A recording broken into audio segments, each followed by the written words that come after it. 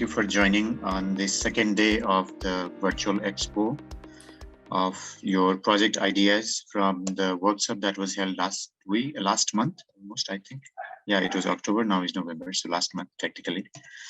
And thanks for your wonderful work that you have put in the past few weeks, but also to those of you who presented yesterday. I think it really gave us good direction. I think the discussions were also fruitful, and as we say, the journey doesn't stop. So I think this is the next milestone, I would say, in our own learning and growing in the field of intangible cultural heritage. But even if what I noticed yesterday was, even if this is focused on intangible cultural heritage, I think the safeguarding didn't just limit to the intangible. I think it has the larger objectives in mind, and that's where the objective of the workshop was to also connect with the sustainable development. And I think many of the presentations yesterday really highlighted that. So personally, I'm very pleased to see that after that 2 weeks workshop, your efforts actually has gone really at a higher level than the workshop. So I could see that your personal efforts in that, which made this presentation even rich, because it added to the learning more than the workshop, and I think that's wonderful. Also, I wanted to recognize the peer contribution. The way you sort of reached out to your peer group, formed your own group, discussed within your own times, because some of those discussions we were aware of. So it's very nice to see that networking and peer learning happening in a very realistic, but also very, sort of promoting this idea of going beyond the boundaries and reaching out, doing network. So I think all these aspects are really heartening to observe. Also, I would like to thank, even though I don't see many of them here today, thank our colleagues from ICHCAP and UNESCO Bangkok for their time. They would be joining. I see Nanin here. And some of them will again joining whenever possible today as well. So it was really encouraging to see our colleagues from Bangkok and ICHCAP, UNESCO Bangkok and ICHCAP being with us again in these long sessions that we had. Unfortunately, yesterday I had to be in and out because of the other meetings, and this could not be avoided. So I apologize for that. I hope we could also see a reiteration of many of the thematic concepts. Some of the projects may not have dealt with one aspect, whereas the other project would have dealt with that particular aspect. Some of the projects were very broad. Some of the projects have very specific issue to address. So I think that's the length and breadth of the professional field that we are in. And therefore, I think even that experience is very fruitful. So personally, I learned a lot. And as I mentioned yesterday, whatever classes we had substituted those classes by your presentation, so that your presentations really contributed to the learning in our master's degree in heritage management program as well. I just wanted to recognize that and wanted to thank all of you for your contributions in our regular learning as well. So this is just to compliment you that whatever you are doing is really contributing to the broader learning of the profession, to the formal educational programs, and I think it will remain in future as well.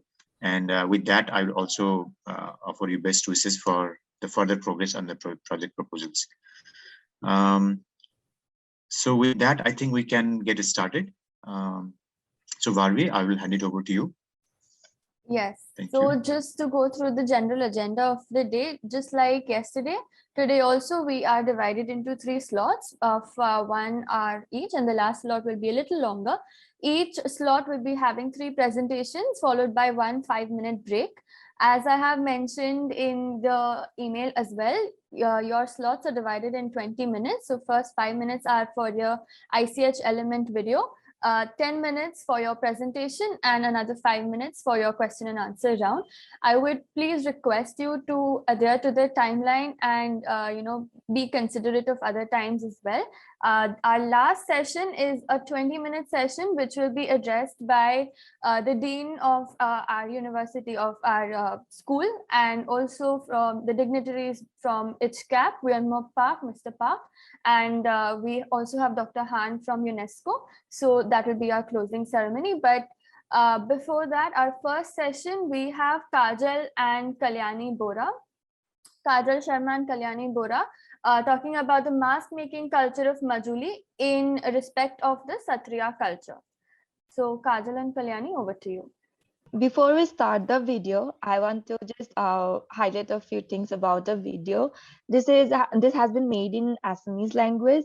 So this goes around the Kansa, which is the mama of uncle of Krishna, who was told by a prophecy that he will be killed by his nephew. So he wanted to kill him before he could kill the Kans. So in respect to that, he sent many characteral myths, which are like characteristics, so that they could kill the Krishna in this guise. So here the video goes this way. Yeah, Kajal, please play it.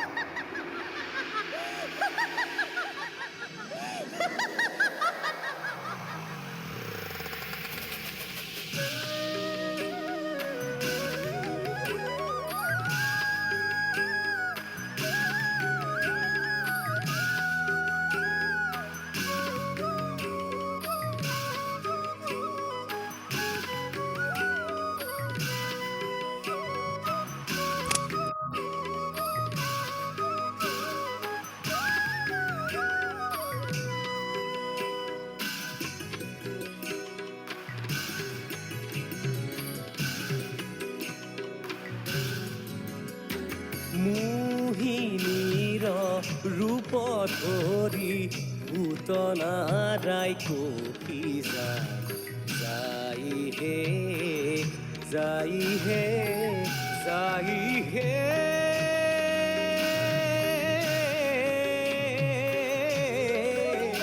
Toy भूतनाराय copy toy भूतनाराय copy Hari hey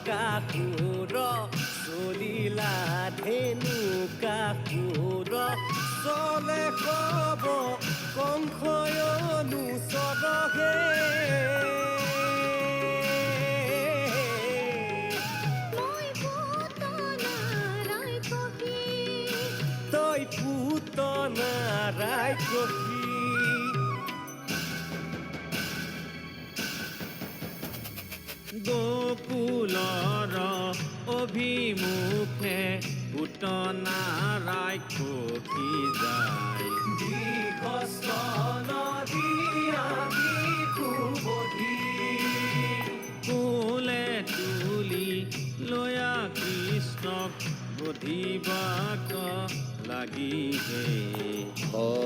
he, Hari he.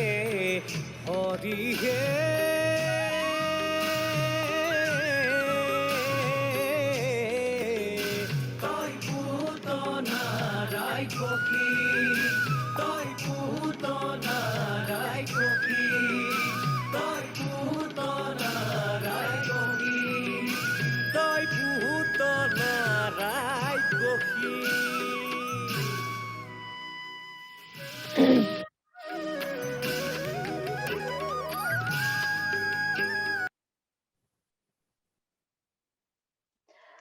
Yes, so that was the video.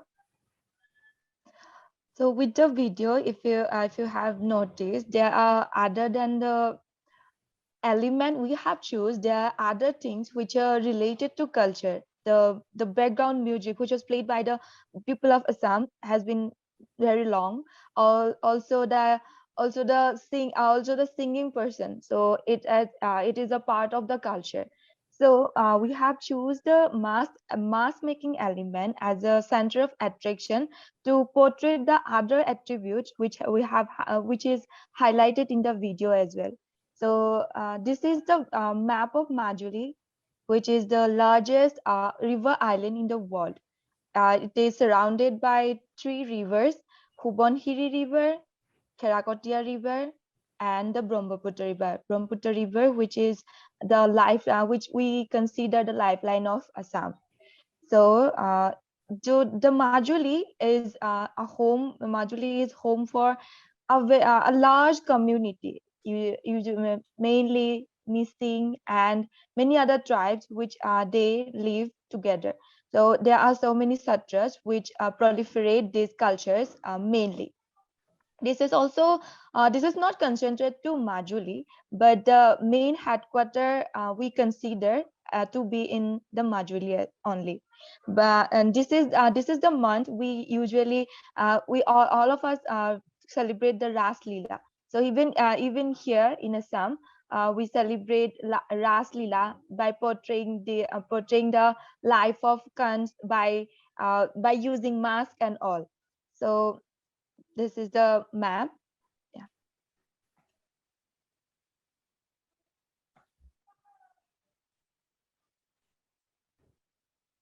Yeah, Kajal. Yeah. So the history of use of mask in Majuli goes back to the new Vaishnavite culture when it came in way go back in the time of Sri Shankradeva. Basically, the mask based on the usability, the masks are classified into three types. The first is Mukh Mukha, that is that just cover the face, and then second is Bodh Mukha, that covers the whole body, but it's not flexible, like you can't move your hands in that. It's just the covers your whole body. And third is Lutkori Mukha, that covers the full body, but it is flexible and you can move your hands in that mask. These masks are used to represent mythological characters, as you have seen in that little video, that they have used these mythological characters, that the Surupnakha and all this to, sorry, Surupnakha not, that mythological characters to represent that element. However, that with the modernization and globalization, these mask making cultures have been restricted to very small communities of Satriya, and they have not been given as much impetus. While the masks have been used, but they are not up to mark, and they have lose their authentic sense. So for keeping in scenario of all this, we have used this mask to systematically document, so that we can know what is mask making, as different satriyas have different elements of mask making, they have their own authenticness. So we want to systematically document this element and also enhance the awareness of how we can use the potential sustainable development goals that this element holds.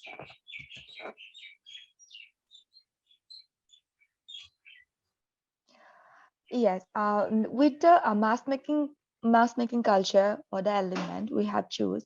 So this would also help us to the the proper allocation of the handicrafts and its usability will be easier to present to a great population. Also, this will encourage other performing arts which are already has been has been shown in the video, which are related to the mask making culture.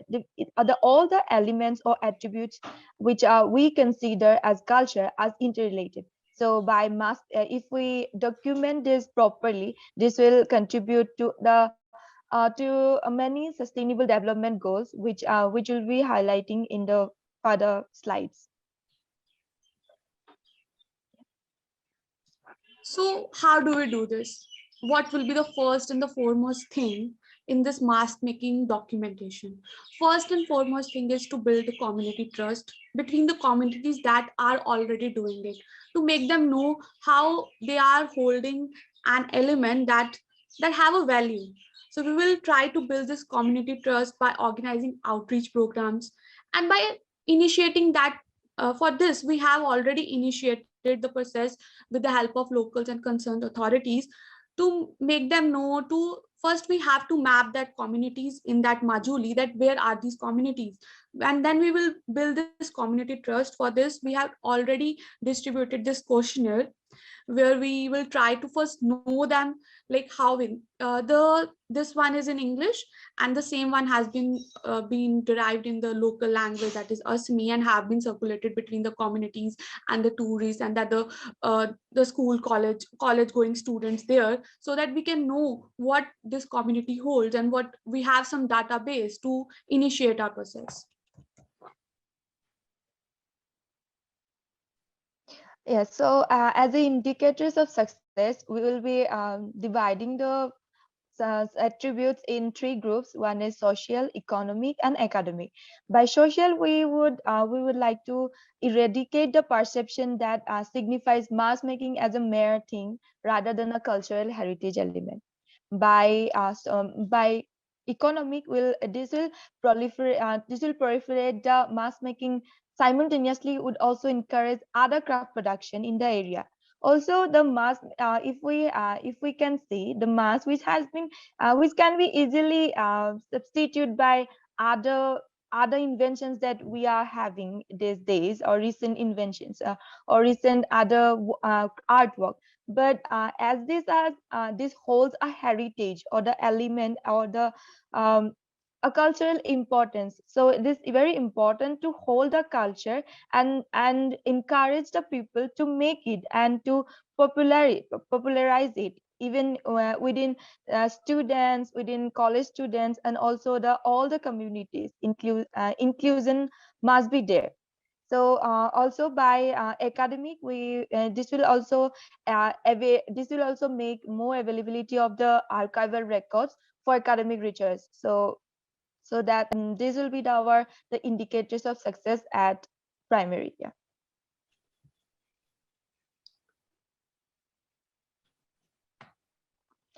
For this, we'll be needing support and funding, which will help us to document this significant art of mass making easily, and very not easily, but but the integrity will be there. For which we have already initiated our baby step, but let's see if it goes right, then this will help.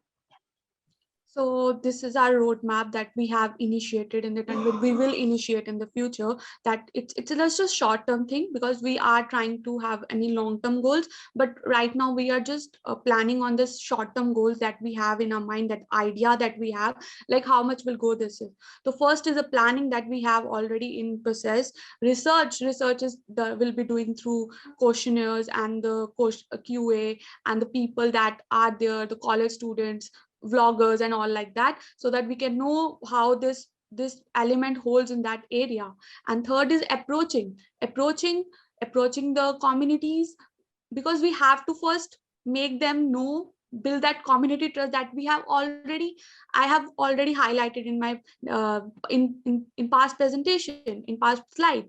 And then community building QA, that is the as in this current scenario, we can't go there and have a talk, but when the situation will be all right, we will visit there. We will have a one-to-one visit with them. We will know what they think about that. They want to document it? Do they want to have this in or we will try to convince them that how this element has a great value. And third, it's a long-term thing, that eco-museum that we have in our mind, that how the mask making and the eco-museums can work together and have a kind of an impetus for that area also. And also it will give more economic and the social boost to that area, which is quite unknown to India. And this follow-up and the documentation we are in this process, as we have already, you can see that the first month, second month, and third month, and fourth month, and the fifth month, that we will try to do this in this particular time period. Thank you.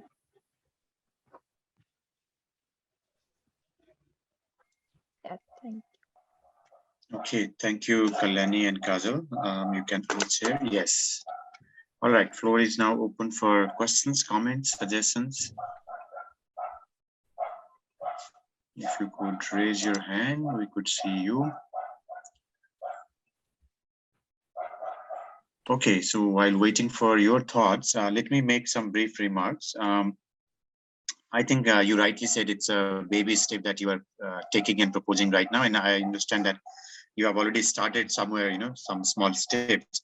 I think that's wonderful. I was only wondering, your timeline seems a little bit ambitious. You seem to have really high ambition in a short amount of time. So you will realize that it will probably take some more time, because as you rightly said in the beginning, trust building is the crux of it. And then connecting it to the sustainable development perspectives is another thing. And there, perhaps when you're talking about funding, expecting some external funds is all right. I think we can always do that, but maybe you could also think as a way of developing some kind of a business plan so that you sustain with the help of the communities, but always keep the community at the center that you are already saying with the trust building and all that. I would only suggest, again, to make it less ambitious. If in your indicator of success, you would say not eradication entirely of that perception, but perhaps achieve some reduction of that, because societal change is a big issue. So just be humble there. Maybe instead of eradication, use the word reduction. So these are the few things, but I think it's okay to be ambitious. But when you come up with the plan, and if particularly if you submit this proposal to certain agency, then you might want to be realistic. Don't be too ambitious. Okay. But otherwise, I think it's good, very well put together. So congratulations on that. Any comments, any remarks for Kalyani and Kajal from the group? Okay, so I think that means everybody appreciates your work, and so thank you very much, Kajal and Kalyani, and all the best to continue your baby steps to really mature steps in future. Thank you. Thank you. Thank you, sir. Yeah. All right. So next up, we have Sarah from India. Her project is on oral traditions of Gujarat, Manpot, the minstrel tradition of Baroda. Sarah, over to you.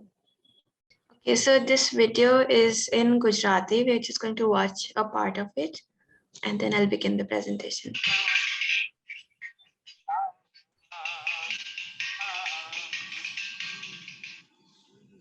સાહિત્ય, કલા અને સંગીત ક્ષેત્રે ગુજરાત હંમેશા અગ્રેસર રહ્યું છે. દેશમાં મુગલોની સત્તા હતી ત્યારે આજથી 300-350 વર્ષ પહેલા, એટલે કે ઈસવીસન 1645માં વડોદરામાં રસકવિ પ્રેમાનંદ થઈ ગયા. તેમણે પોતાનો પરિચય આપતા ગાયું છે, વીર ક્ષેત્રે વડોદરું ગુજરાત મધ્યે ગામ, ચતુર્વંશી જ્ઞાતિ બ્રાહ્મણ ભટ્ટ પ્રેમાનંદ નામ.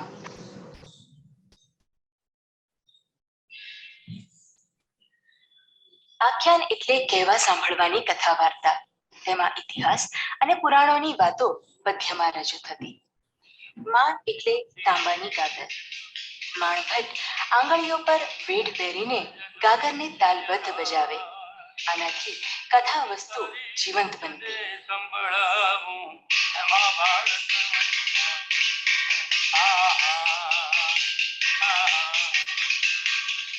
પ્રેમાનંદે સ્થાપેલી આ પરંપરામાં અનેક માણભટ્ટોએ યોગદાન આપેલું છે. તેમાં માણભટ્ટ ચુનીલાલ પંડ્યાના સુપુત્ર ધાર્મિકલાલ પંડ્યાએ એ પરંપરા આજ દિન સુધી જાળવી રાખી છે.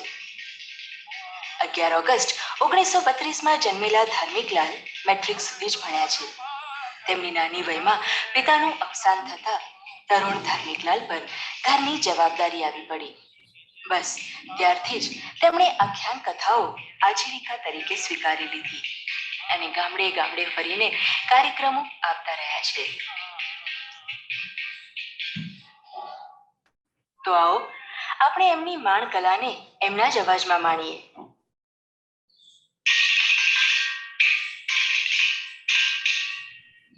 નમસ્કાર. આજે આપણે જ્યારે મળીએ છીએ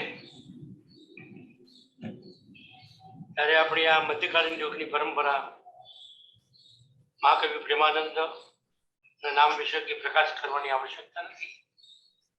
વીર ક્ષેત્ર વડોદરું ગુજરાત મધ્ય ગામ ચાતુર્મો શીખનાથ બ્રાહ્મણ પ્રેમાનંદ નામ.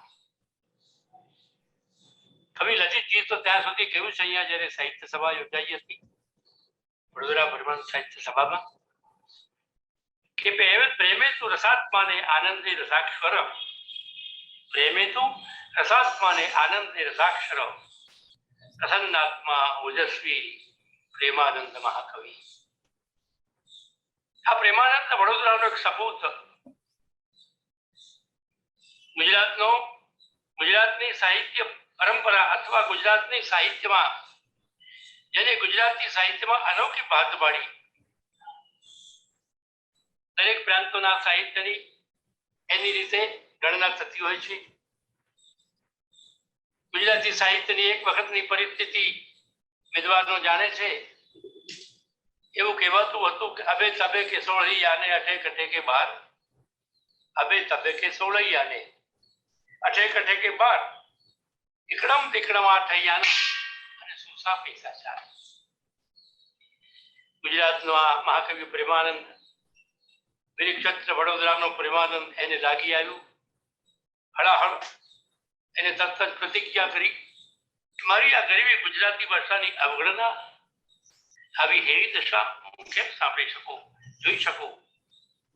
અને ભીષ્મ પ્રતિજ્ઞા કરી, જ્યાં સુધી મારી ગુજરાતી ભાષા સાહિત્યની ભાષા નહીં બને ત્યાં સુધી આ ફાગડી જે આખ્યાનકાર માણભટ્ટની પ્રતિષ્ઠા ગૌરવનું એક પ્રતીક છે, હું નહીં ધારણ કરું. અને ખરેખર જેવું બોલ્યા પ્રેમાનંદ એવું એમને પાલન કર્યું. ગુજરાતી ભાષા માટે એમને પુરાણોને મથી નાખ્યા, શાસ્ત્રોના વાંચન કર્યા, ધર્મશાસ્ત્રની કથાઓનું અધ્યયન કર્યું હશે, વેદોની કેટલીક વાર્તાઓ અને વેદના જ્ઞાનને પણ એમને લીધું હશે. એમના પુણ્ય પ્રતાપ એક કામનાથ મહાદેવમાં શ્રી રામ શરણ કમલ મકરંદ દેવા ઈચ્છે પ્રેમાનંદ, એવા શ્રી રામ શરણ કમલ મકરંદ એવા પ્રેમાનંદે ગુરુની આજ્ઞાથી ગુજરાતી ભાષામાં આખ્યાન સાહિત્યની રચના કરી.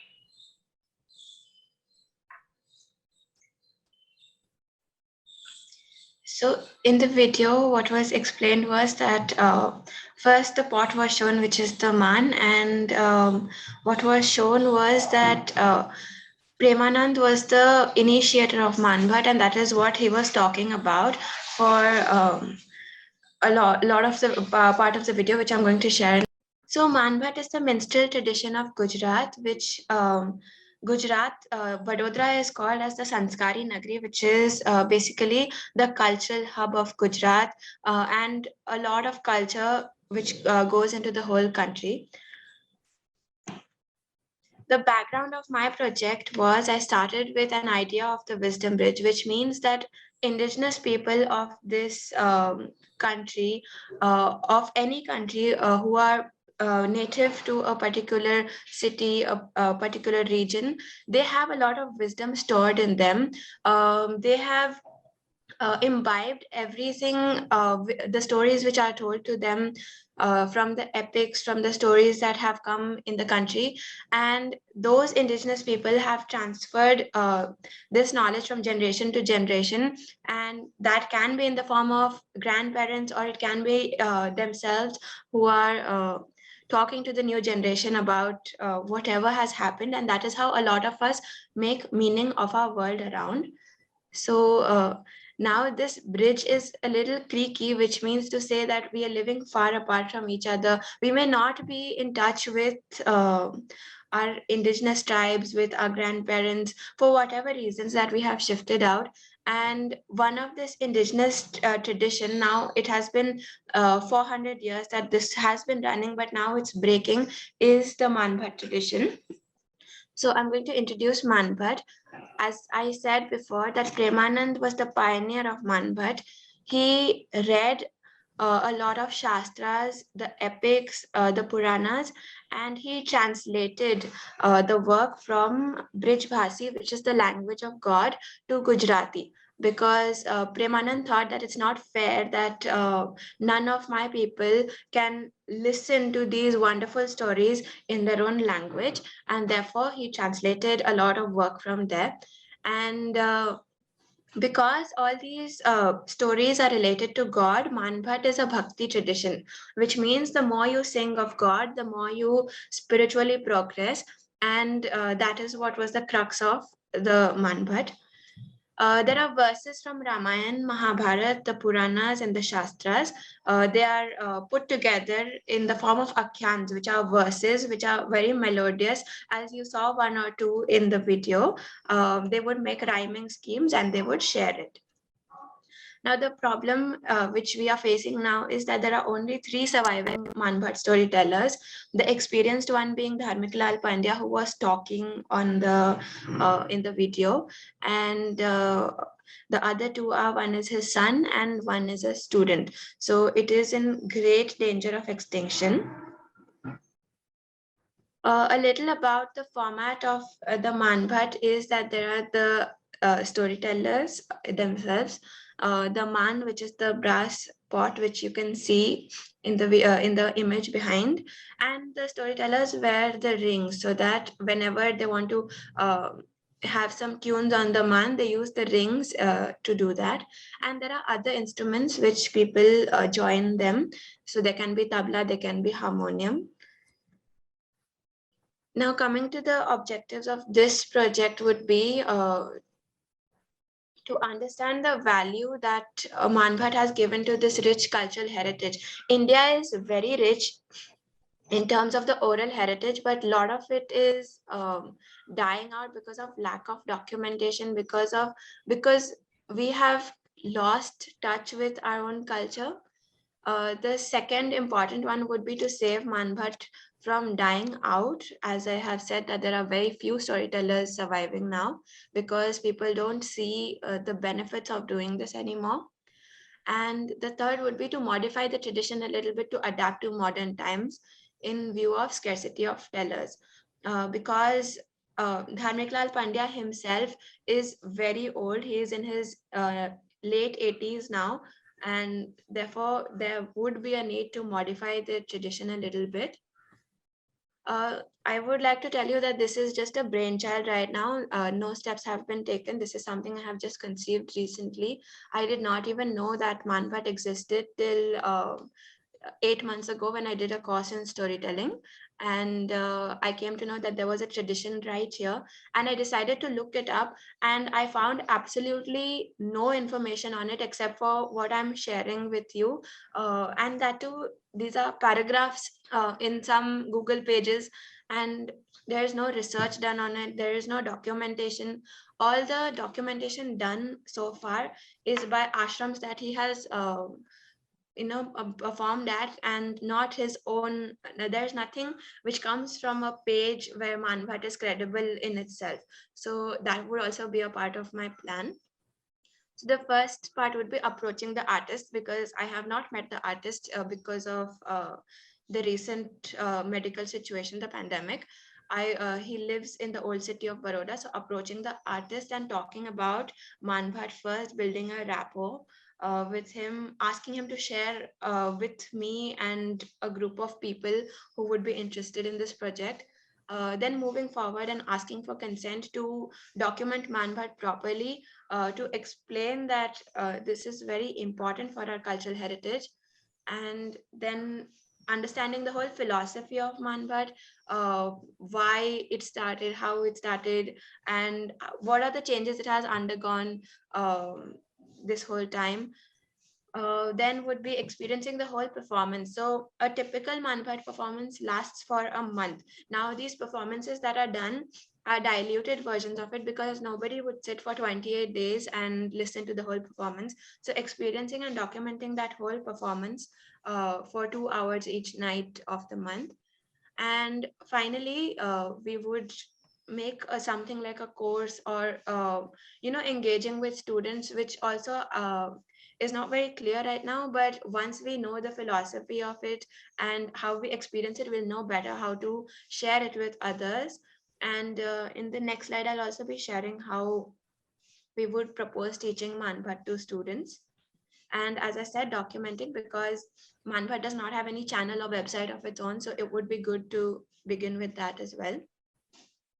So the stakeholders in this revival process, modification process, one would be the royal family of Baroda, because the Gaikwad family has always patronized. So all the storytellers were always patronized by kings or regents or someone in an authority position, and that is how they survived. And now, because that has faded, the princely states are over, the British rule is over. Now you don't have royal families, but the royal family of Baroda is still there, and they hold a lot of performances. So talking to them, we would come to know a lot about their association with Manpot. Then UNESCO, of course, it is a dream to have any of the oral cultures partner with UNESCO, because it is very important to have world support and world recognition as well.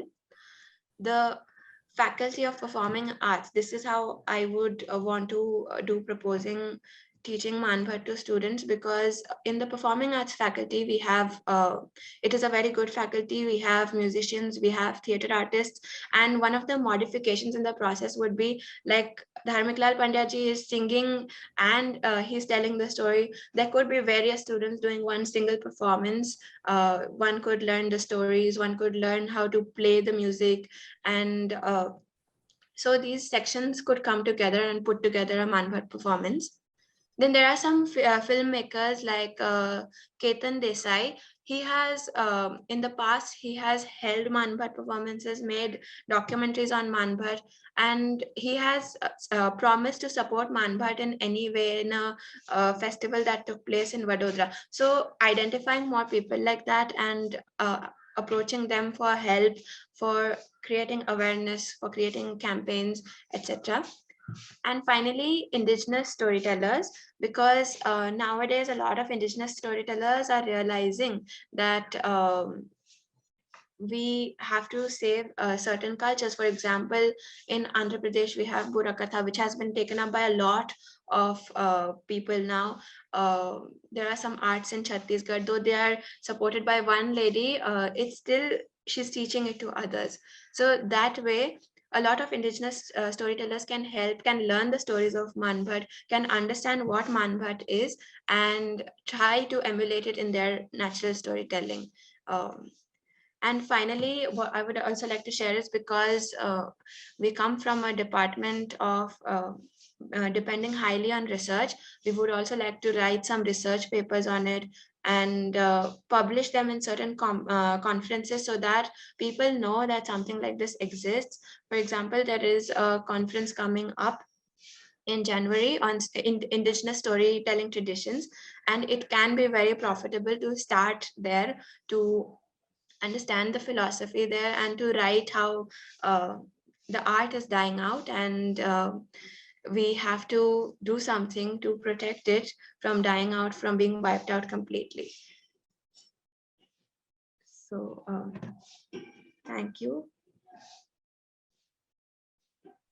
Thank you, Sarah. I think if I remember correctly, you had this very big idea of, the grandparents to kids relationship, and how stories, the wisdom that you mentioned today also. now it's nice to see you found it, which in itself is very important. So I think your presentation, your project really reminds us of the really big goal. You're talking about the wisdom that is lying with the indigenous community, but also the grandparents generation. But then you are also looking at ICH as a tool which will perhaps help bridge this gap. So it's really wonderful. Are there any comments? Because I think in the nitty-gritty of your process is something we could perhaps discuss further and see how best to do it. But your broader objectives and the way you have brought in an important ICH element to achieve that larger goal has double advantage. That's my preliminary comment. I do stop to see if anybody has any comments, questions. Could raise your hand. Yes, Helga, please go ahead. Yeah. Hi. Well, thank you for a very interesting presentation, first of all. And I would love to hear about the gender aspect of this tradition. Are there women storytellers and so on? And you mentioned the prospect of teaching this tradition to students and so on. So are there any gender aspects to this? I would love to hear more about this. Thank you. Traditionally, it has been a male-dominated industry because I wouldn't say industry, art, because these were traveling bards and they would go from village to village. And also because women education at that time was also I wouldn't say it was complete, and it was believed that women are not supposed to study the Shastras and the Vedas, and therefore it was only men who would do this profession. But as I'm talking about adapting it, one is we would definitely want to take consent, and we would want to explain the benefits of women doing it to the storyteller himself. And we would also want to, when we teach it to students, there would not be any gender barriers coming up here, because Faculty of Performing Arts it's a majorly female dominated place, so that would shift. Yeah, I think that's an excellent point that was made, and since Sarah mentioned that she's emphasizing on adaptation and revision at some parts, I think that is addressed, so that's very nice to hear. Yes, Kamal ji, you can. Thank you very much. Yep. I heartily thank you, Sarah, for your very interesting presentation. You mentioned the arts is just dying also, and you also want to modify a little bit in modern society. You raised something about the indigenous storyteller. And I want to come in documentation, what I need to take the ethical issue. And also you raise interesting thing about the story, indigenous storytelling conference, how I submit if I want some paper or something. That's the things, and thank you very much. Okay, so I'll address the Indigenous Storytelling Conference first. It's easier. I can paste the link in the Zoom chat if you want. The details of it is there. It's called Indic Academy, who is organizing this in Hyderabad, India. The deadline is 7 December to submit an abstract, and 31st for December for the paper. So I'll share that. You can go through the details. And for Indigenous storytellers, once we decide how the project looks like, for example, when we listen to the whole 28-day performance with the storyteller, we would have an invitation for storytellers who are performing for multiple audiences these days. There are a lot of them in India. We would identify if someone else wants to join. It would be an open invitation, and people can come listen to it and see how what their ideas on emulating this would be. Because as I'm talking about modification with storytellers who are going to go across country. We cannot have a certain specific thing. They can pick and choose what kind of stories they want to learn from him, and they could go and share them. So for example, when we have story workshops, we just say that, okay, this story I have adapted from Bura Katha, or I have adapted from Bhakti,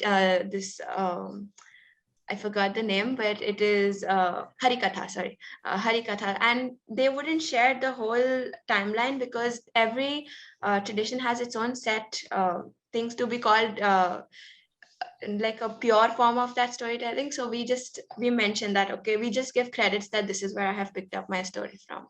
And there would be certain people who would be learning the whole art, and with modifications, of course. Okay, thank you, Sarah. Only perhaps a concern I would flag here is when we take this kind of a decision, I think it should not be solely our decision or our way of thinking. I think your consultation and perhaps understanding of the indigenous situation, their viewpoint, and what they would like to see, because the adaptation you are talking about also, I think, should primarily come from them. They should sort of recognize what's the adaptation needed. And I think our role, your role would be to act as a facilitator to enable that adaptation. I think I'm sure you are aware of that, but I just thought I would flag it. The other thing I wanted to just indicate is rather than looking for a big budget, filmmaking and all that, today, I think with the technology and all kinds of media available and accessible to people, even, the tribal people, indigenous people can use it. I think using that, if this 28 days storytelling session becomes something accessible to people, I think that might lead to a popular series, which might eventually impact your larger goal to connect the grandparents' generation to the younger generation and share the wisdom. I think something like that may happen. I think there are tremendous opportunities there. Are there any other comments, questions? Okay, certainly you mentioned that you are working with an academic institution as well. So a lot of these ethical issues will be addressed by the concerned researchers and faculty there. So we can be hopeful on that. If there are no other questions, then I would like to thank Sarah. Thank you very much for really bringing out this project in a very interesting way. And I wish you all the best for the next steps. Thank you. Thank you. And please post your conference link in the chat box so everybody can see. Yeah, thank you. Barbie? Okay, so there is a slight change in the schedule now. We have our next presenter, Gunjan Joshi from India, who is going to talk about accompanying in the interlinked art forms of Seraikela Chow dance, mainly masks and instruments. So Gunjan, the floor is yours. Thank you so much, Bharvi. To briefly introduce myself, I'm Gunjan from New Delhi, and I've been in the field of ICH for the past 7 years. I'm also a Seraikela Chow dancer, which is where this project comes from, and it's very close to my heart because I have been dancing for the past 8 years. So I'll briefly share a video that I've made specifically for this assignment. I've strung personal videos, so you'll get an idea of what the dance form is and how the masks are associated.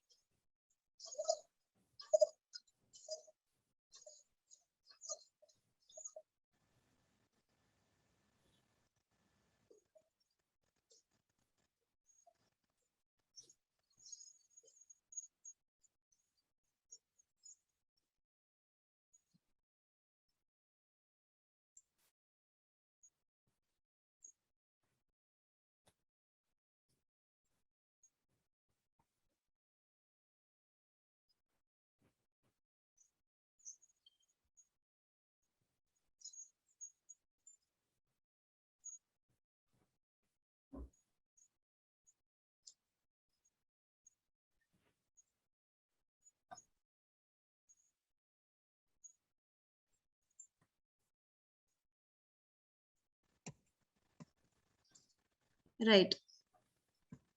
I'll be sharing my presentation. Is it visible? Yes.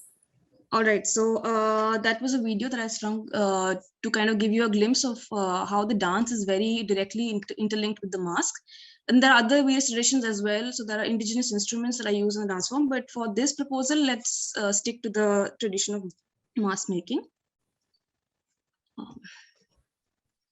Right. UNESCO has already listed it in the ICH of Humanity in 2010.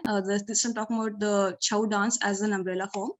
It comprises of Purulia Chow from West Bengal, Saraikela Chow from Jharkhand, and Mayurbhanj Chow from Odisha, amongst various other forms of Chow dance over there. And these three are what are remaining right now. So I'm not going to be talking about the dance because, like I said, it's already been listed. But we'll talk about the associated art forms that are connected with the dance form and which need as much attention as the dance form has received. So for this proposal, I am not going to be talking about documentation process or ways of documenting, but I will try to I've tried to kind of devise few plans and ideas that can be implemented not just by me, but I want to put it out in the public domain for anybody who is interested and who can help us save the mask makers and maybe the other associated art forms of Saraikela Chow. And I'm very grateful and I'm honored that I'm the senior disciple of Padma Shri Guru Shashidhar Acharya-ji, who's the 5th generation Saraikela Chow artist. And he's been my key informant in helping me put this across.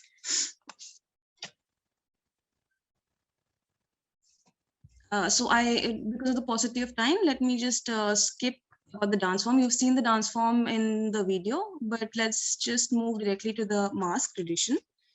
And what is interesting to note is the workmanship involved in the mask is of high level, and the artists, they require to research not in terms of just the material, but also in terms of the various items that the dancers learn to understand the characters. For example, there are the mask of Ratri, where the dancer is portraying the night. The mask, the eyes of the mask are made the way that very half closed and very low. So they also have to understand how the dancers are going to see through that mask, as well as to understand the character of the mask, where you're trying to indicate the heaviness of sleep that the character is portraying. And other items like Mayur and Hans, which are the peacock and swan, where the dancers are given human features, but the character, the suggestive movements of the dance are that of the respective peacock and swan. So there's a lot of research involved, not just in terms of how it should be made, but also in terms of what the dance is trying to portray and how the dancer will be working across. So the artist and the dancer are connected with each other to understand how each and everything is working out. Also, this art form is passed down generation to generation, so it's very important to not just study it, but also to preserve it, because we are falling short of a lot of families who are getting into this tradition now, and just a few families are left who are making these masks. So also the process, I'm going to be skipping through this because I'll be sharing my proposal. So the process itself is very laborious and it's interesting, but we'll skip this. Yeah, so the methodology I would put across is, of course, a lot of secondary and primary research, talking to a lot of people, and the stakeholders should be as many as possible. But since I would like to focus on a bottoms-up approach, looking at the community and the artists within the community is something that I'm interested in. Of course, yes, the government has been working for the Chow dance as a whole, but maybe looking at these other traditions involved with the Chow dance are also very important. So jumping into what I did for this assignment is I tried to connect all the presentations that we had seen, a lot of interesting and informative presentations, and tried to string 10 points that we can look at, 10 plans that we can look at in terms of creating a sustainable development for the mask making traditions, as well as the other traditions. So the first and foremost is more representation of Saraikela Chao mask makers in the various craft melas that are organized all over India, even international if possible. So having more representation from the Saraikela Chao mask makers. Secondly, having the artists make mini models of these masks, and they can be used as gift items or souvenirs. As an example, my guru, during one of his tours in 2012 to Korea, he had one of the artists make small models of various characters of the dance forms. So what they watched, they could buy it off, and some of them was gifted to the delegates as souvenirs. So something like that could be encouraged. Also, like we saw a lot of presentations during the sessions, successful examples like banglanatak.com and hipams can be used, where when these artists sell these masks, QR codes can be created. She said that she'll take another 15 minutes, so I think that's fine. We can move ahead, and then maybe towards the end of this next session, we can give her a 5-minute slot after the next 3 presentations are over. We will catch up again. Yeah. Okay. All right.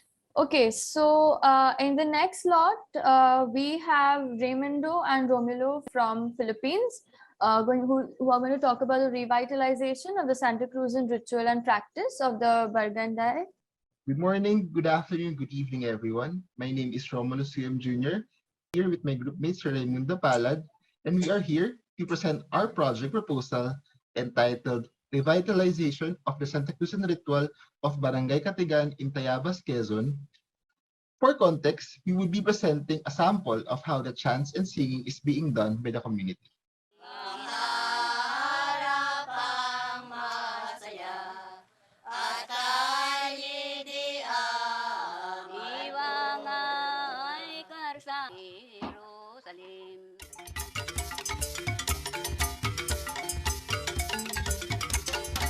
Ito pong Santa Cruzan, ito po ay kadugsong ng pasyon sapagkat ito ay tungkol sa pangyayari sa buhay ni Jesus na duming pagkukwento at pagpaparangal sa kanyang buhay. So ito po ay ginagawa ng matatanda at ito po ay binaan nila sa awit at ito po ay pagpapuri sa mga banal.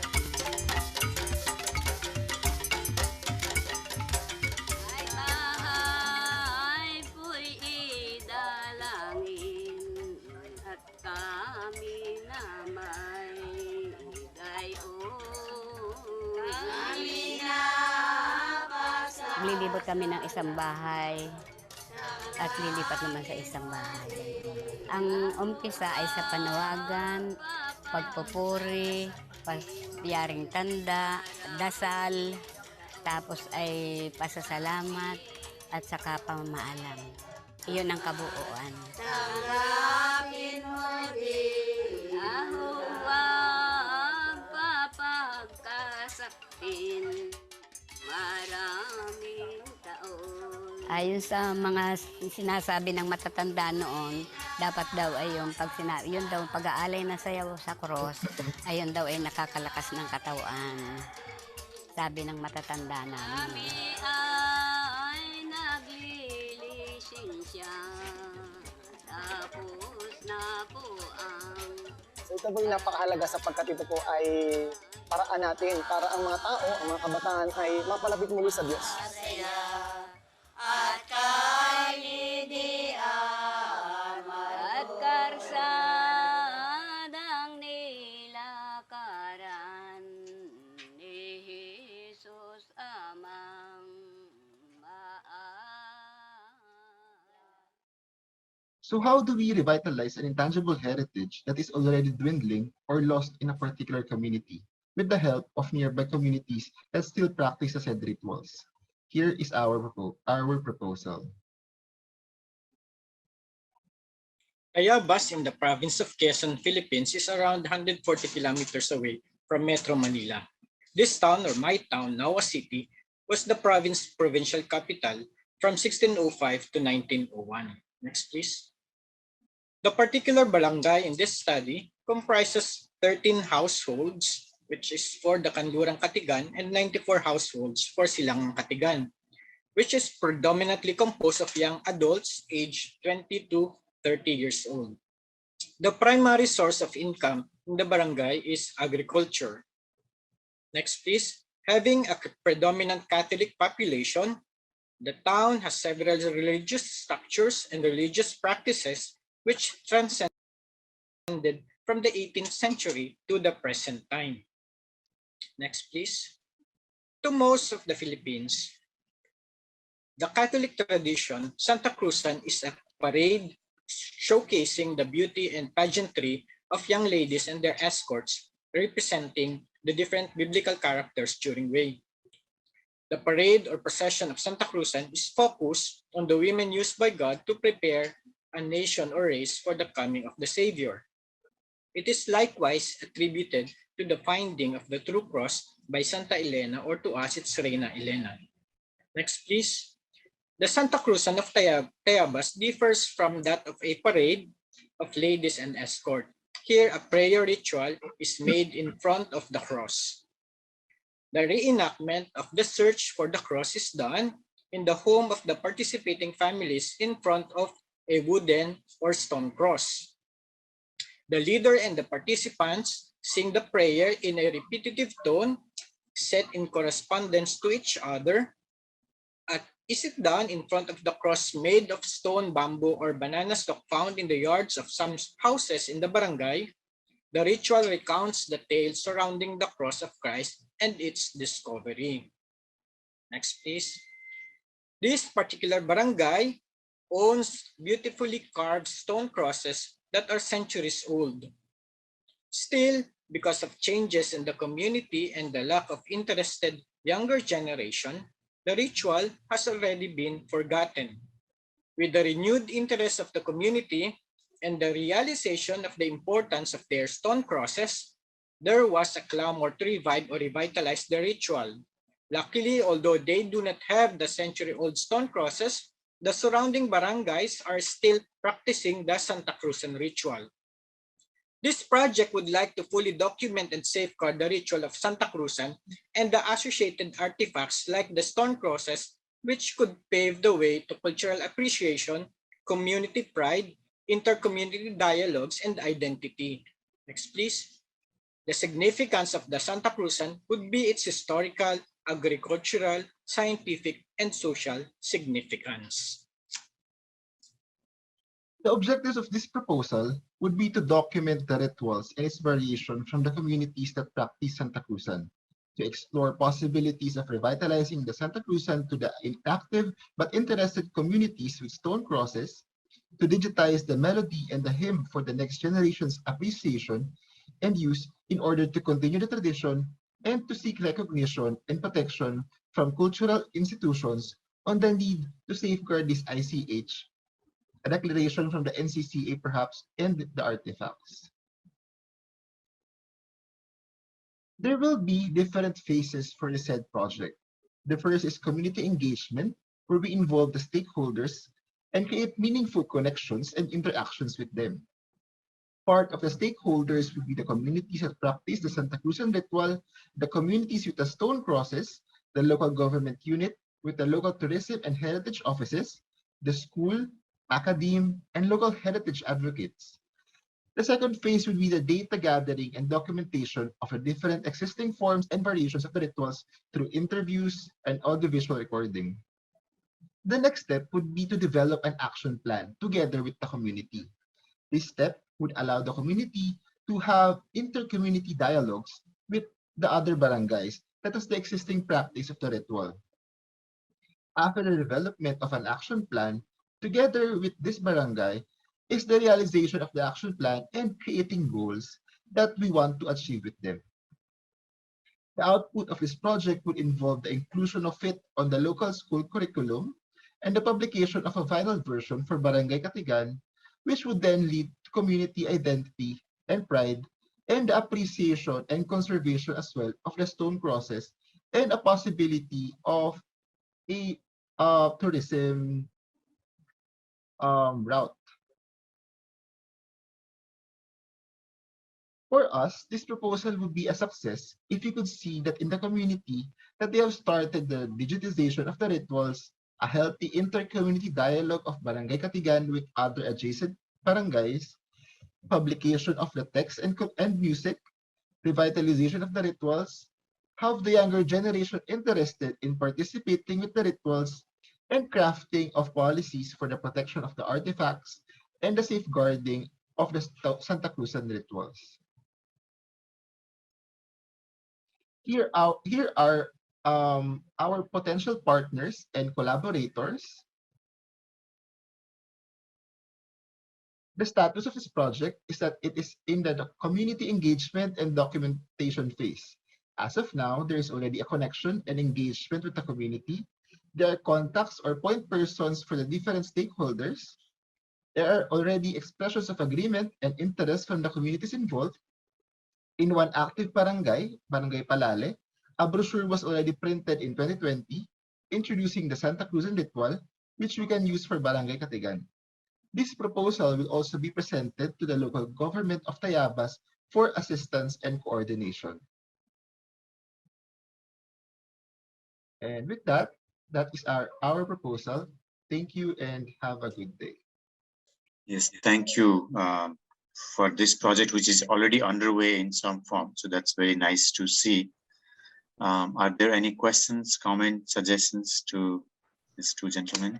Oh, so thank you for this. And I was interested in this mention you had of, you mentioned that there's a lack of interest from younger generations, right? And then you wrote that you would like to have the younger generations interested in participating. And I was wondering, how do you plan on doing that in practice? That would be very interesting to hear. Thank you. Actually, if the ritual will be eventually be practiced, the issue here is that one barangay or one community already forgotten the ritual. So we want to reintroduce the ritual to this particular barangay with those fabulous stone crosses, and eventually the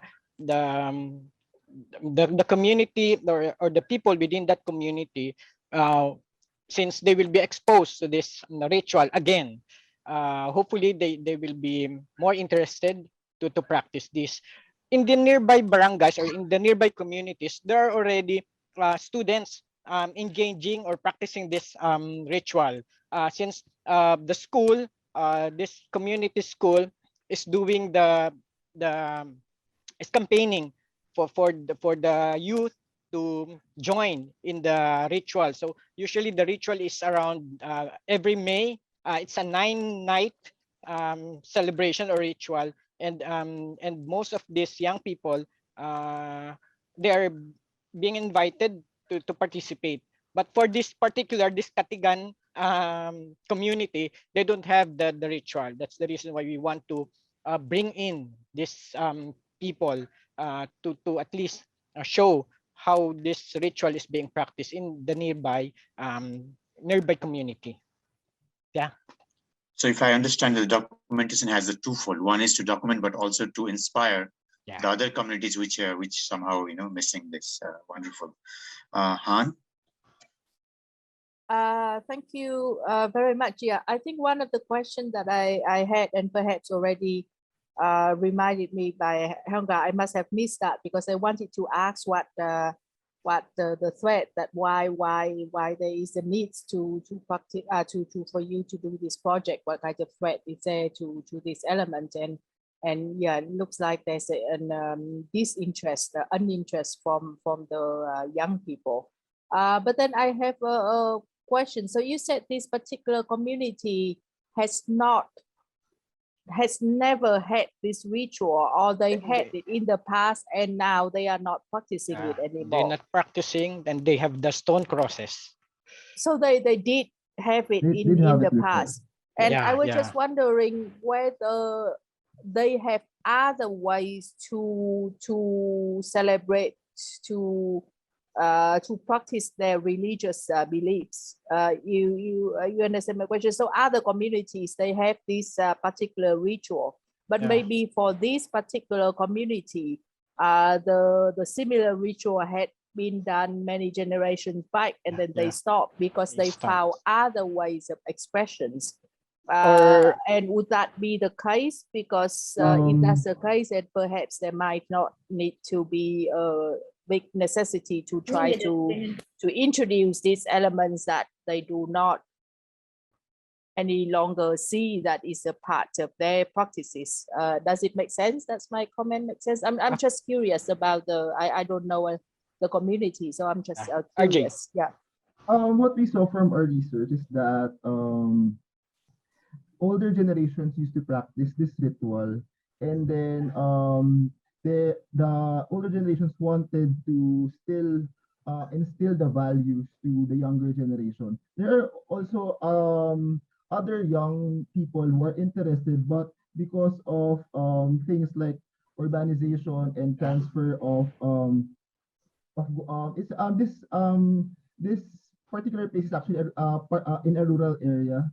So some young people are actually going to the more going to the city, yeah. Yes. Going to the city instead of staying in their community. So that's in this particular community. So maybe that can be addressed if we can show to these migrants who went out of their community that this is a potential, of course, tourism side, this is a potential tourist spot.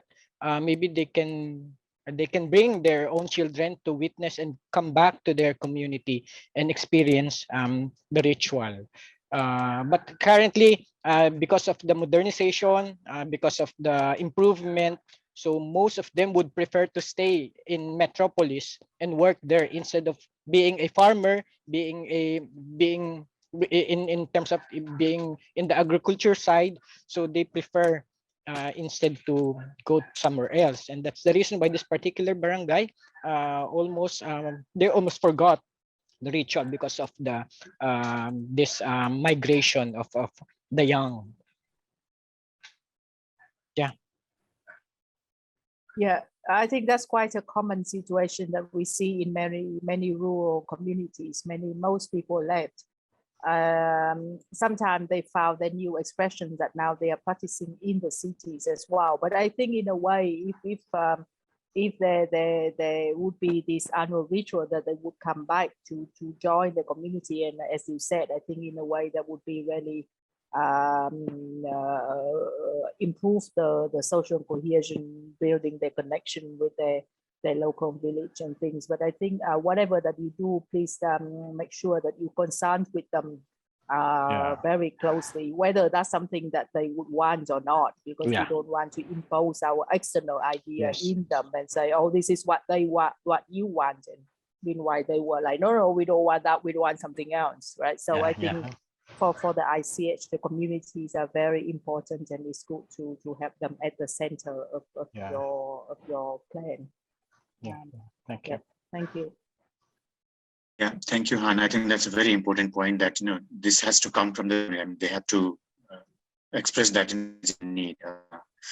Jason, would you like to ask a question? Ramul and Reminder, you can see in the chat box Jason has a comment, but I would ask Jason to unmute if possible and ask yourself. I can answer that now. Okay. Actually, this particular Santa Cruzan is different from our typical understanding of a Filipino Santa Cruzan, because the Santa Cruzan that you're saying, the gay Santa Cruzan, or it's more of a parade or a pageant. That's the typical Filipino Santa Cruzan. But this Santa Cruzan has more of the religious tone, the chants, singing, and there's the cross and more of prayerful atmosphere. That is the difference of this Santa Cruzan to that Santa Cruzan a commercialized one. Yeah. I don't see any other questions. I think these are good comments and questions that were raised. So I hope that you have already considered. Thank you very much, Romulo and Jimandra. Thank you. Thank you. Thank you. Okay, so our next presentation is by Monique from Philippines, who is going to talk about Project Kamuya, cultural initiatives for the safeguarding of the living heritage of Cardona, Rizal. Good morning, good afternoon, good evening. My name is Monique from the Philippines, and I will be presenting my project entitled Project Kamuya. cultural initiatives for the safeguarding of the living heritage of Cardona Rizal in the Philippines. My presentation is divided into two parts. First, I'm going to present a video about the ICH in my hometown, and next I'm going to present the project idea that I came up with. So now let me share my video with you.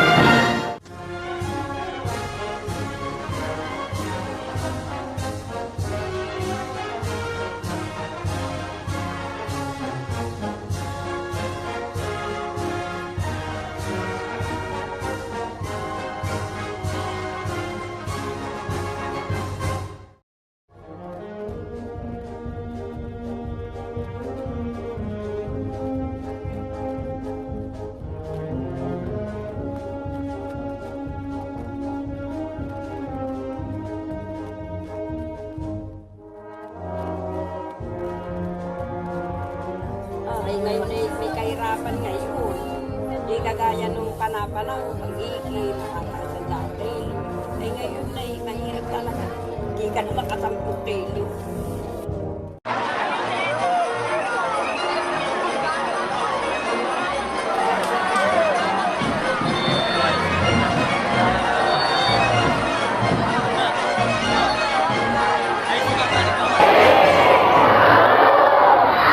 Let there be light! Mabuhay ang Cardona! At nang ito'y naitayo na, binordahan ng iba't ibang makukulay na gamit, lalo na ng mga ilaw na nagpatingkad naman ang ganda nito ng formal itong pailawan sa buwan na ito ng Disyembre. Para sa pamuno ng bayang ito, pinipilit nilang gawin ito taon-taon para lalong may kintal sa bawat isa ang mensahe ng pagkakaisa. Aming panalangin sa aming mahal na patron ng Santo Rosario na bigyan lakas ang aming buong pamayanan upang kahit sa susunod na henerasyon ay maitaguyod namin ang programa ito.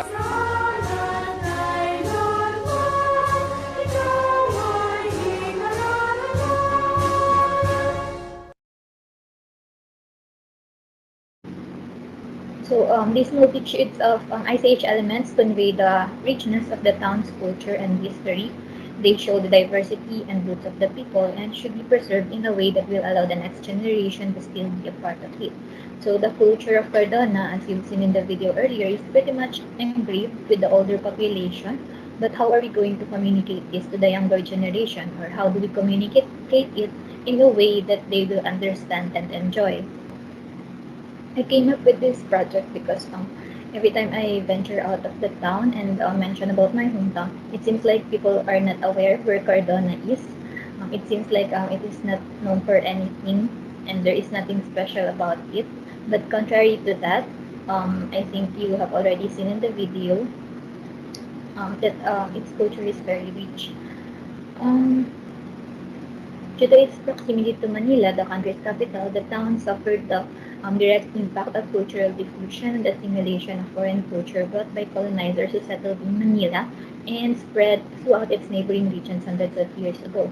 Presently, its accessibility to the city and facilities brought about by globalization resulted to the exacerbating cultural homogenization experienced by the town. And owing to the long history of colonization, even long past the colonization era, Filipinos are still enslaved by colonial mentality, which is a detrimental factor in the preservation of income acquired through its citizens' employment from outside the town. The leak of expenses is also high in that they are inclined to patronizing products and services outside of their hometowns. So with these ideas in mind, it is hoped that the community development could be attained while and by safeguarding the living heritage of the town through various cultural initiatives consolidated in this endeavor.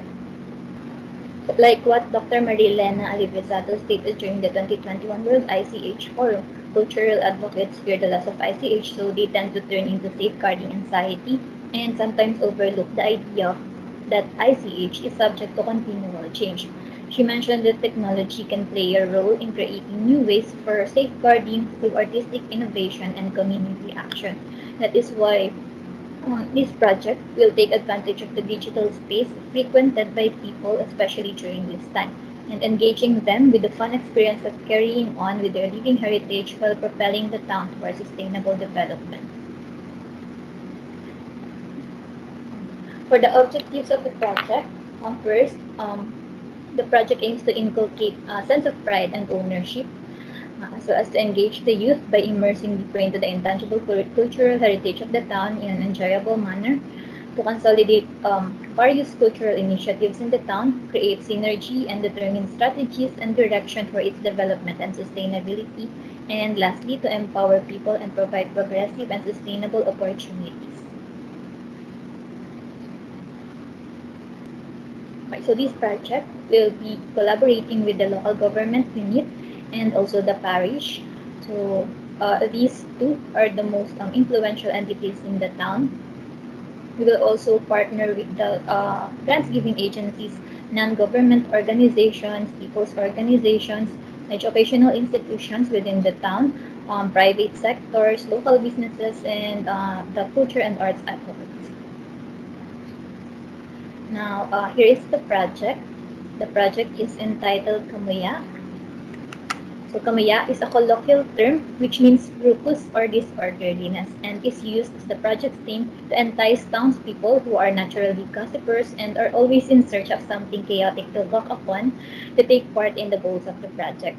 So the project will establish a website that will serve as a platform containing various cultural information and activities in the town, mainly to inculcate pride to the people of Cardona while also giving them a sense of belongingness through the digital community, especially during this time of desolation.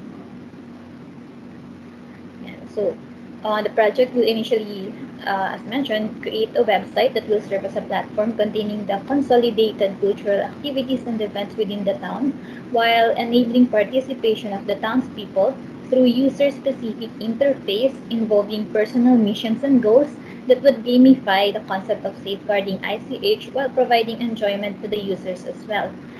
So launching the website called Kamuya Cardona Insider would encourage the tech-savvy youth to integrate modern technology with what they may have perceived as a boring task of preserving their own culture.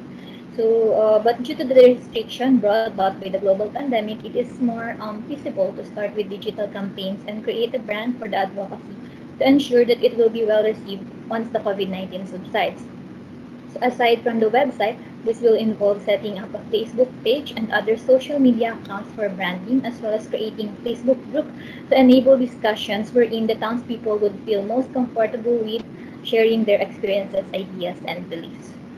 So a pool of activities was also identified. Later on, you will see the matrix as aligned to the strategies and with their corresponding stakeholders, collaborators, and implementers. While most of these initiatives may be undertaken post-pandemic, coordination with partners who will be willing to take on these initiatives may begin. Likewise, these activities will be featured in the website to provide the townspeople with a one-stop shop for all the cultural information and activities of the town. So here are the activities of the project. First is the scavenger hunt or relay. So it is a community-wide scavenger hunt or relay that will be hosted in the platform once a month, where users would roam the town and engage with cultural points of interest to gather clues and solve mysteries or puzzles in order to meet their objectives, find the treasure, and win the game. So this will make use of QR codes hidden in CPIs that would link to the website-specific instructions on how to proceed with the game. This will also involve immersive experiences such as buying the best-selling puto or rice cake in town, solving riddles contained in laro or child plays chants, salawikain or proverbs, or even in the folk song lyrics. So this will entail partnership with local businesses, establishments, institutions, local artists, elders, and various stakeholders, as well as securing their consent. A small amount of registration fee will also be collected in exchange for digital game pins or IDs to fund the game's logistics and prizes. So aside from the PEG is the Urban Tales from Vietnam. Next is the user profile with missions. So each user will have a bucket list space in the website wherein they would select goals included in their bucket list and spend the year ticking off what they have accomplished. So the missions have their corresponding points or stars, which users must accumulate and use to purchase initiatives like example, paying 10,000 points to fund planting one tree, or 20,000 points to feed 2 homeless children, or 15,000 points to fund one art in public space. Next is an interactive map. So this will also be hosted in the website. The cultural mapping output of the project will be hosted here to provide easy access to information about the cultural heritage of the town. There will also be online exhibits. So especially during this time, the website will curate exhibitions by local artists and craftsmen from website submissions to showcase the creativity of the people. So the online exhibit may include online concerts or online serenata or simply exhibiting their work of art. Aside from that, the website will also do crowdsourcing, or rather the Facebook pages will also involve submission of stories and creative works of the townspeople about life in Cardona during and post-pandemic. There can also be an exchange of stories from the past, especially among older members of the community, posting random photos or items about the CPI and soliciting stories and opinions will also be an opportunity to gather information and stories about the cultural resources of the town. To fund and sustain the initiative, the website will sell t-shirts and other merchandise like postcards with designs depicting Cardona culture. So it may involve colloquial terms, paintings of local artists, landmarks, or cultural symbols. Next is the hosting of the e-newsletter. So this will immortalize accounts of the town in terms of cultural initiatives, activities, and events. So a group of students, journalists, writers, photographers, layout artists, and volunteers will be formulated to implement this to address the lack of written accounts about the town. Next is the posting of announcements and advertisements. So another way to fund and sustain the website is through featuring local businesses and services in the website and encouraging collaboration through monetary or in-kind payment or donation. Now let's proceed to the pool of activities to be implemented by or feed partners and collaborators.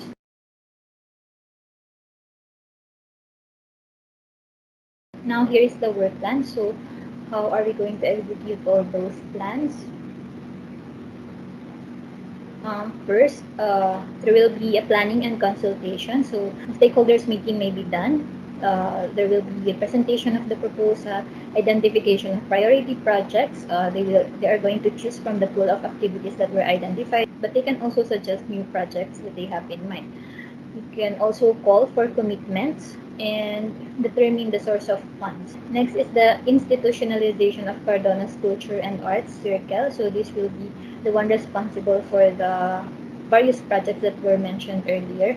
So this is voluntary in nature. It will be institutionalized by designating representatives, committee officers, project implementers. Through this, regular schedule of meeting may also be set. The rationale behind the institutionalization is because of the upcoming election in 2022. We want to secure that this circle or these initiatives will be pushed through despite the change in administration, just in case. Next is the preparation of the local cultural inventory. We will seek assistance from NCCA to facilitate the participatory cultural mapping. So the output of this will inform the development of the digital platform.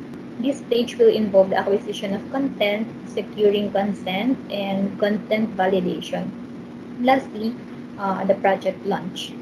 Aside from these, I have also designed a cycle that can ensure that that the project or the initiatives will continue to push through. So first, we have the simultaneous implementation of projects by various implementers. Then the Culture and Arts Circle will evaluate the projects and its impacts. Then proceed with the planning and identification of priority projects for the following year. And it's just going to be a cycle. So that's the end of my presentation. Thank you very much.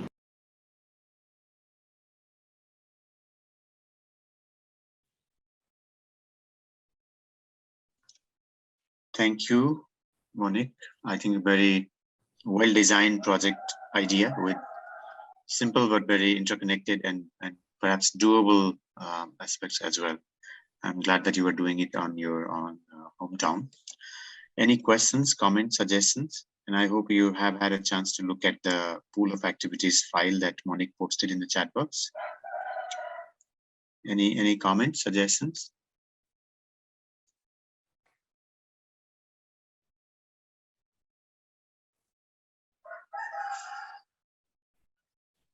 No comment.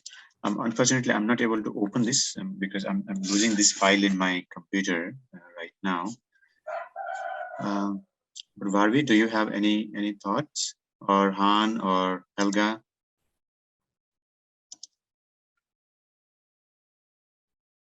No, I just want to say that from the consultation session that we had done with Monique, I think the project has developed quite a bit. I think what I really liked about this project was that it is, as you mentioned, very detailed, but in a very nice way, that it doesn't sound very overwhelming, but also that it can be something that if you, stagger it stepwise and plan out all the activities, it can be a very nice long-term plan that can be, initiated, not just initiated, but also sort of sustained by the local community themselves.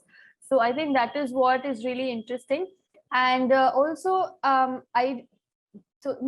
Professor Neel, you weren't there for the consultation session, but I think what I genuinely liked about the approach here was how you were also talking about your your way of looking at this project as a researcher. So I think Monique at that time, she mentioned about the ethics and how to approach the community and all of that. So I think from the very beginning, you're looking at this project not just as a stakeholder and a part of the community, but also as a researcher.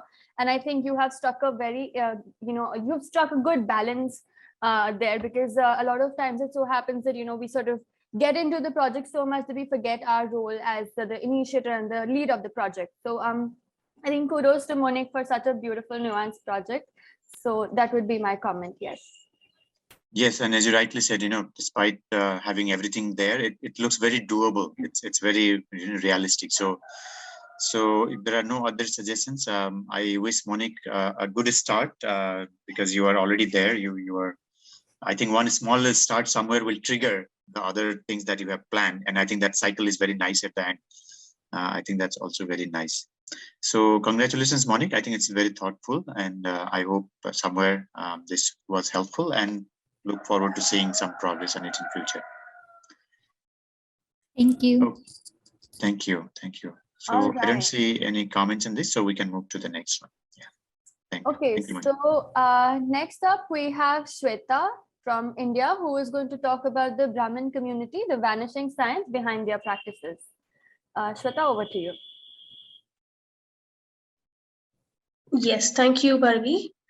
To introduce, I'm Shweta from Bangalore, India.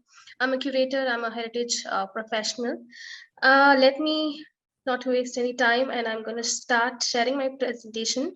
I have 2 videos and I have a presentation. It would not take more than 10 minutes. So allow me to share my screen. Om Satyam Tvartena Parisinchami. Evening Rutam Tva Tvartena Parisinchami. Om Bhur Bhuvasvaha Tatsaviturvarenyam Bhargo Devasya Dhimahi Dhiyo Yo Nah Prachodayat.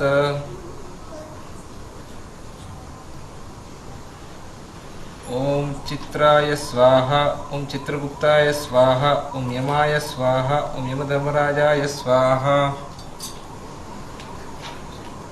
Om Chitraya Namaha Truptir Astu, Om Chitraguptaya Namaha Truptir Astu, Om Yamaya Namaha Truptir Astu, Om Yamadharmarajaya Namaha Truptir Astu.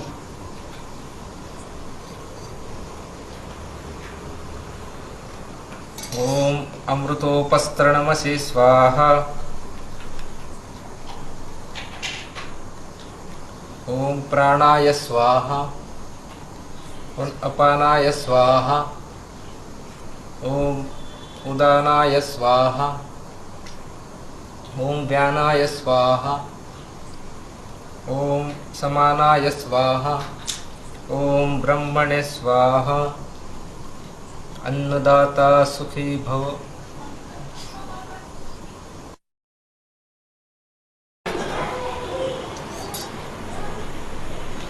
Amrutapidhanamasi Swaha.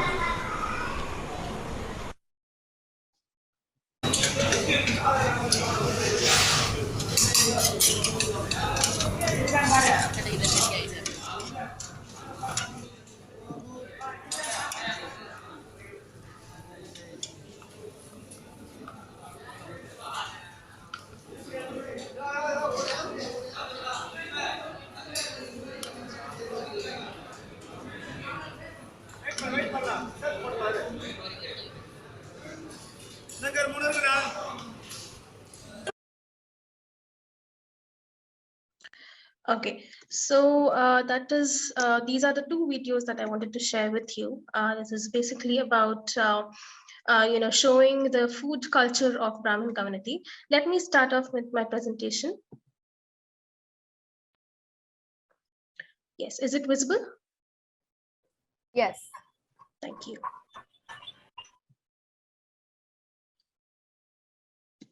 So I'll be talking about the Brahmin community and the vanishing science behind the intangible practices and the food habits. So to give you a brief background about the Brahmin community, it sort of preaches a beautiful, sustainable living choice, which is stitched and portrayed as a religious practice. Once these rituals and once these practices are decoded, we analyze the science behind these rituals. It is basically to understand the necessity of these practices and customs, which portrays a sustainable environment for all of us to live in. Right. The objective is to document the science behind the community's lifestyle, such as the rituals that is passed on as intangible heritage, since the core meaning that they hold are being sort of diluted.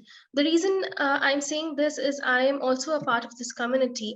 In my childhood, I did not know the meaning of these rituals because I was not told the rituals, the essence of these rituals, right? I then started asking the why question for all of these things, and I sort of started analyzing the science behind these things. So that is how this project has evolved. That is how this idea of documenting the science and utilizing it and adapting the age-old practices in the modern era that we share right now. So to give you some, a brief understanding about the community, it sort of celebrates the elements of nature in form of festivals. Like the study which is happening and will continue is there is this Panchanga, there's the Brahmin calendar, which will be studied and to inventor the process of celebrating each festival, along with the process of producing, harvesting, cooking, and serving food, since the science shall also be discussed in detail. For example, Yugadi is a festival to welcome New Year. The Earth's journey around the sun, the planetary movements are observed and worshipped. Mahalaya Amavasya, a day to worship our ancestors. A special day is dedicated to express gratitude to the previous generations who have contributed to our life, from whom we have got the intangible and tangible cultural heritage, right? Another such example is Nagara Panchami, a festival to worship the bond between a brother and a sister, where the sister draws, draws a pair of lovely serpents on the brother's back and worships the serpent with some warm milk, warm water, haldi, kumkum, saffron, flowers, and things like that. The significance behind this is to stimulate the area around the spinal cord for the well-being of the male child. Girls usually do this, girl children would always practice stimulating the spinal cord by tying their hair like a tangled pair of serpents and leaving it on their back. But this particular day in every year, in each year, helps the male child to sort of take care of the spinal cord. So each of these festivals that I have mentioned and several other festivals have specific menu prepared by locally sourced ingredients for the for biological and mental well-being, right? So it is definitely filled with appropriate nutrients and benefits according to the seasons that are changing.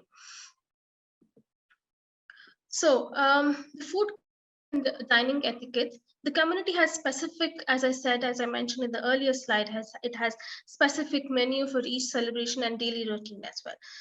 So when we see a platter of Brahmin community food culture, they follow certain rules in serving dishes. For example, salt is served first on the top left corner, like a personalized salt corner to help the person who's dining and to add enough salt if required, instead of sharing a salt and pepper shaker with a fellow who is already a fellow who's dining with him, right? So the paisa or kheer is a sort of a sweet pudding which is served on the right hand bottom corner only. That's the designated space for that kheer to be served, right? So this is typically consumed at the first, you start your meal with consuming kheer or paisa. This also is observed, to boost the insulin that gives instant energy to the person, right? So ICH elements of food culture, habits, recipes, dining etiquette also shall be invented, giving reasons to follow them in the future. So some examples, some festivities, right? Science behind celebration of human development from infant, teen, young, and adult mid-age, and also old age would be documented along with the food that they consume, right? So these celebrations are nothing but to observe the biological and mental changes in in a person's lifespan. So some other areas of research shall also be covered, like the attire, reasons of having a sari for women and dhoti shalya for men as a daily attire was to expose the navel area or the abdomen area to absorb solar energy and help the body to function as it is meant to be. So aspects like these would be invented and disseminated in workshops and entertaining programs, right? Also, the construction culture, locally and biologically diverse yet sustainable materials were used by the community to construct houses with with a plan to incorporate flora and fauna in the backyards. Also, the language also will be focused in the study, also along with the folk art and performances. So why did I come up with this idea? With this proposal is, as I said earlier, the community celebrates each element of nature, which they call as Panchabhutagalu: Akasha, Vayu, Agni, Jala, and Prithvi, sky, air, fire, water, and earth, respectively.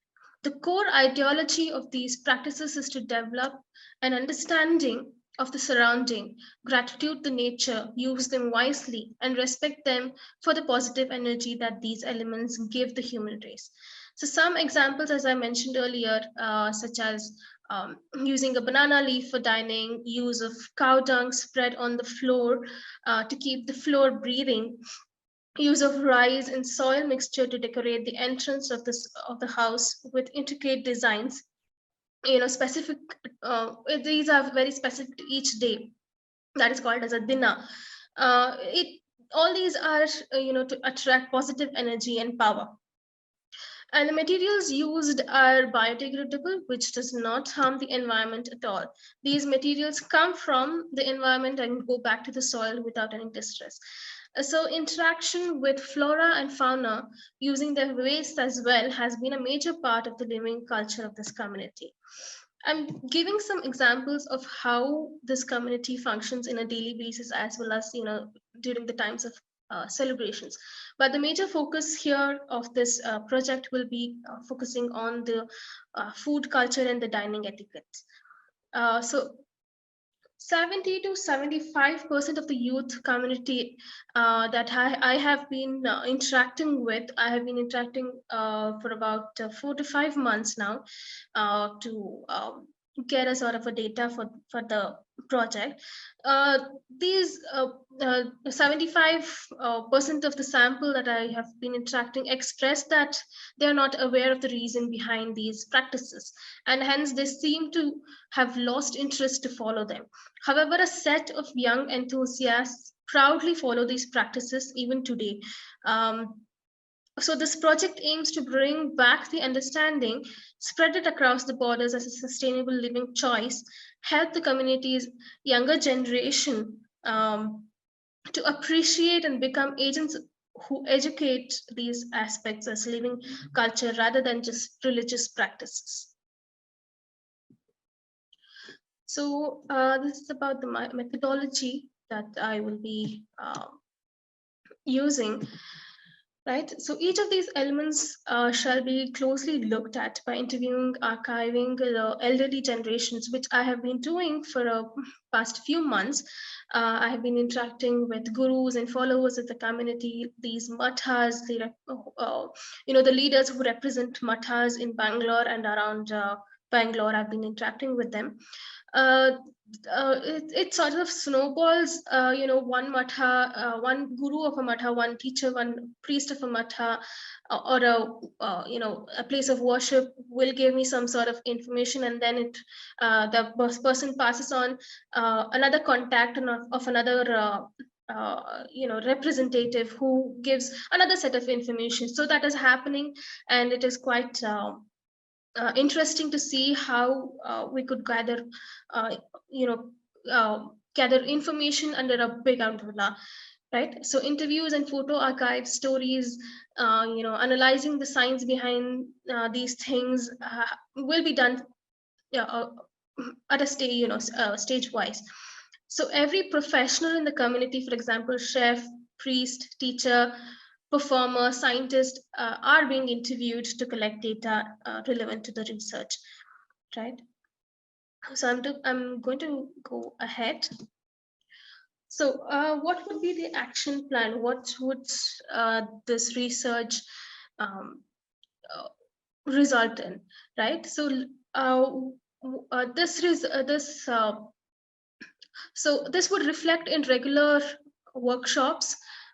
This would be organized inclusive of the community.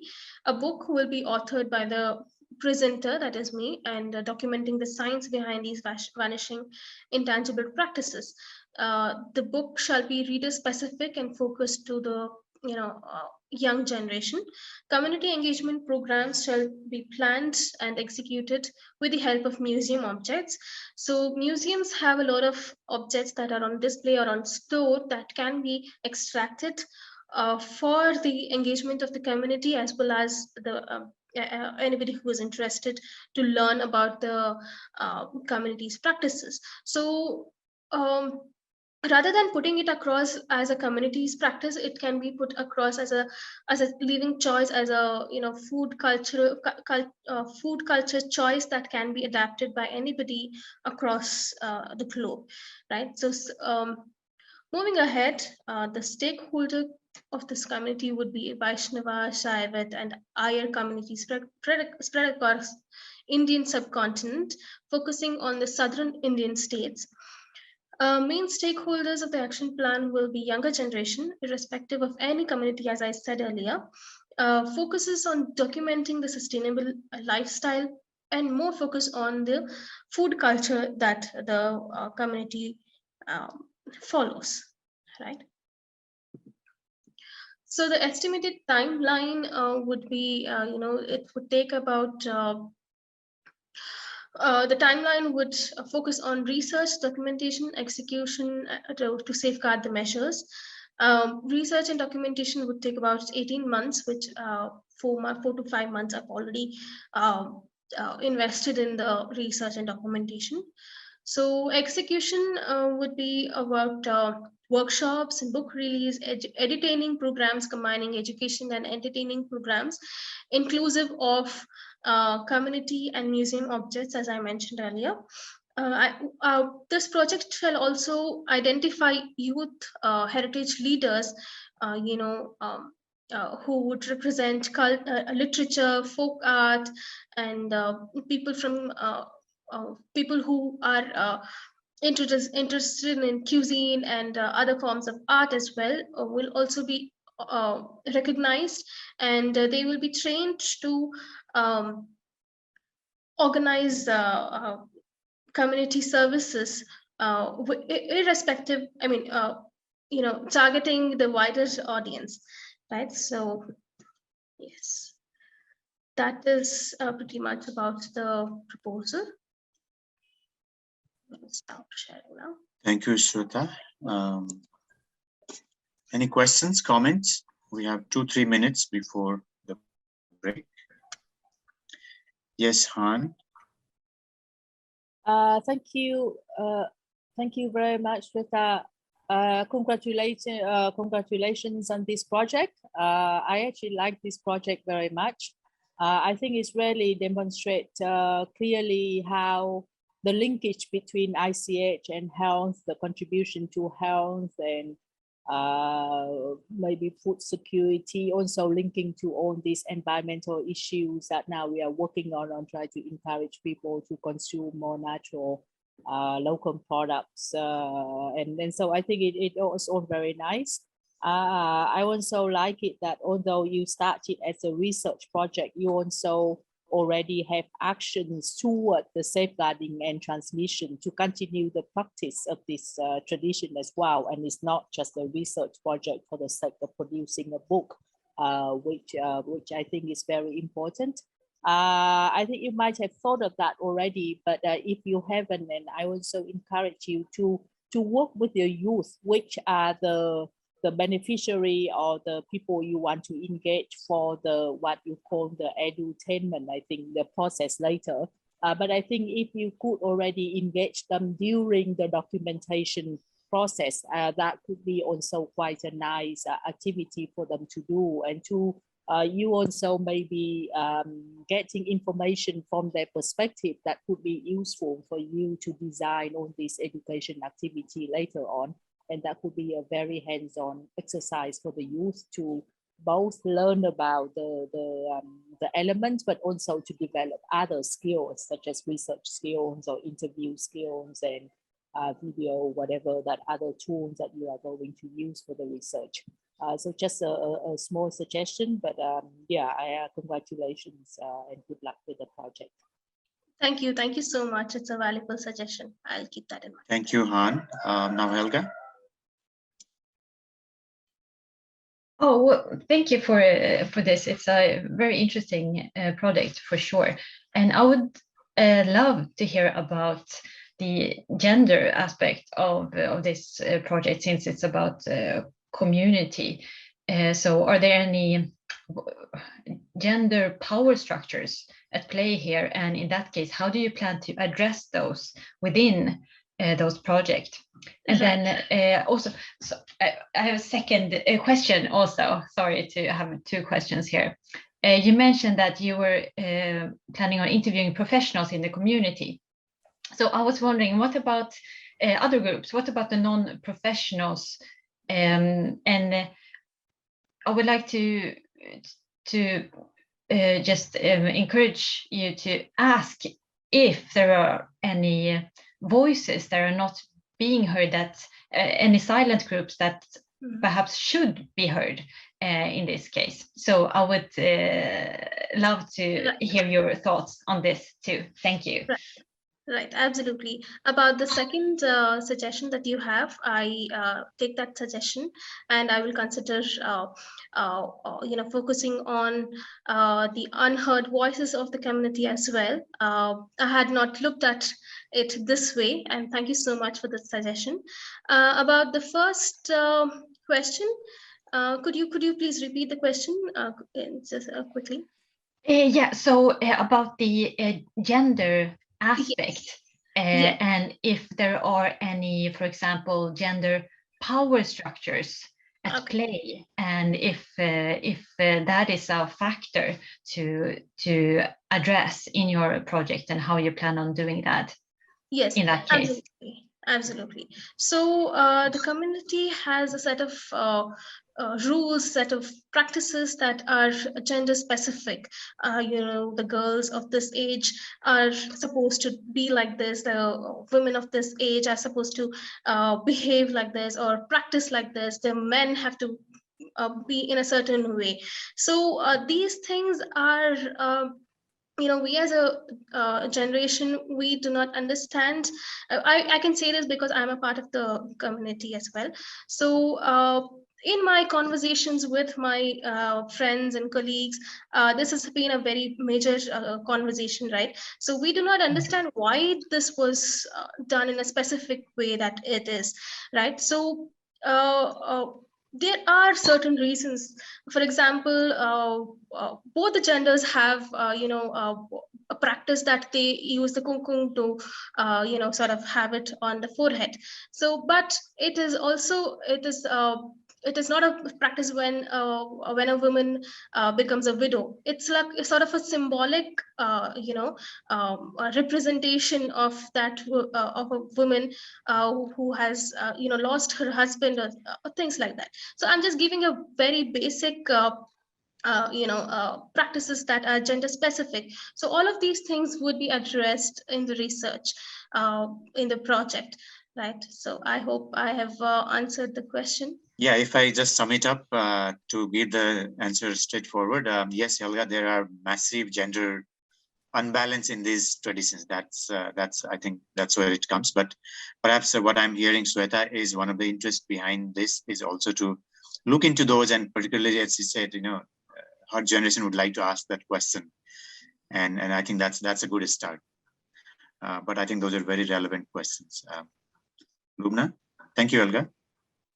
What a wonderful dietary plan, very scientific, and the way you're studying it is also, it should be helpful. But I have one concern, and please believe me that I ask this out of a lot of humbleness and also a lot of respect. The minute you call it Brahmin, it becomes slightly non-inclusive, doesn't it, and casteist. So is that in consonance with the 2003 Safeguarding Convention? So as I understand your question, I am focused on the Brahmin community because the reason I'm saying this is there's a lot of things that happens in the community. I am not comparing this community to any other, just to put it out there. But what I have observed and what I have read so far is this community preaches and respects everything around it. Everything it learns from the surroundings, but I am not sure about how this reflects the 2003 convention. That is the part where I really need a little more support from Ahmedabad University as well. I think what Lubna has raised is a very important question. If I may expand on that, I think, Sweta, you may also want to consider in a very critical manner the social perceptions and social issues attached to this connotation, the terminology and all that, because I think it's a social, we have seen it in India. I think the subcontinent has seen that, that kind of social issues. So I think as a part of this research, if you could also consider these issues critically, as you rightly said, not to compare one community with the other, but just to critically examine the social connotations behind these things.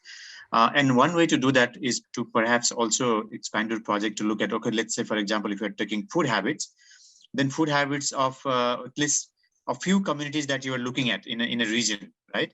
And then you will probably see, oh, okay, maybe, the perceptions might be something, but actually everybody is following the same kind of a logic. Maybe you will find that. But also looking at it critically sometimes would enable us to look at what is missing. Maybe some of the food habits may not be very appropriate today. Maybe we have some other scientific facts today, so maybe those needs to be corrected. So I think if you approach it that way, it gives us a bit of neutrality that Lubna is flagging, which is very correct. I think this is our kind of a societal problem also. But I think your project, the way you are thinking beyond the religious aspect or the ritual aspects, bringing in the scientific inquiry, and particularly bringing in the gender issues and the young generation, the intergenerational issues. I think this is the way to resolve those kind of issues. So I think you are on the right track. And with these suggestions, I hope you can really start it somewhere and perhaps, take the theme to other communities also, not just this community. I think that should be the inspiration and the motive. That's my viewpoint. I have noticed Hanh also raising hand somewhere. Hanh, would you like to say something else? No, I think that came up, but I would just want to comment on the aspect that you're also looking at the scientific side of that too, because a lot of time many people kind of, oh, this ICH practices really do not have any science basis, and is so I think having the scientific evidence on the use and the benefits of this would actually, I think, would be quite interesting element. Yes, yes, absolutely. So I think all these comments are very valuable to Sweta, I believe, and Sweta, you already have wonderful idea, so all the best. If there are no other comments, we are already running out of time also. Thank you, Sweta. And to Barbie. Okay, so we have, so Gunjan is back. Her internet connection has been restored. So Gunjan, you have exactly 3 minutes to wrap everything up, and then we have around another 3 minutes for question and answers. Okay. All right. I'm audible, right? And my yes, I'm absolutely apologetic for this technical glitch, but okay, we'll presume that we all remember the video that I shared and the previous slides. And basically, I'm talking about the mass traditions of Saraikela Chau as an accompanying and interlinked art form. And I spoke about the relevance of this topic. But so since I have very brief time, let me just move into the proposed plan that I was sharing with all of you. So I intend not to document the art per se, because Saraikela Chau as an umbrella term has already been recognized by UNESCO, but I am trying to look beyond that. I'm trying to figure out how the other interlinked art forms are not, say, getting the benefit out of those schemes that are already running, and how those accompanying art forms can also be safeguarded, and we can work towards their sustainable development, which in turn also reflects the sustainable development of the dance form that is already listed. The festivals all across India so that they can sell and showcase their products. Also making mini models of these, using them as souvenirs and gift items. Then as I was mentioning, throughout these presentations, we've had interesting examples that have been shared with us, and one of them that I really liked was the example of Bangla Natak and Hipams, where they talked about the QR codes, and we can have these masks that the artist can sell. They can have these small QR codes, which when scanned can showcase various dance performances using those masks, or even the story or the mythology or even the process maybe.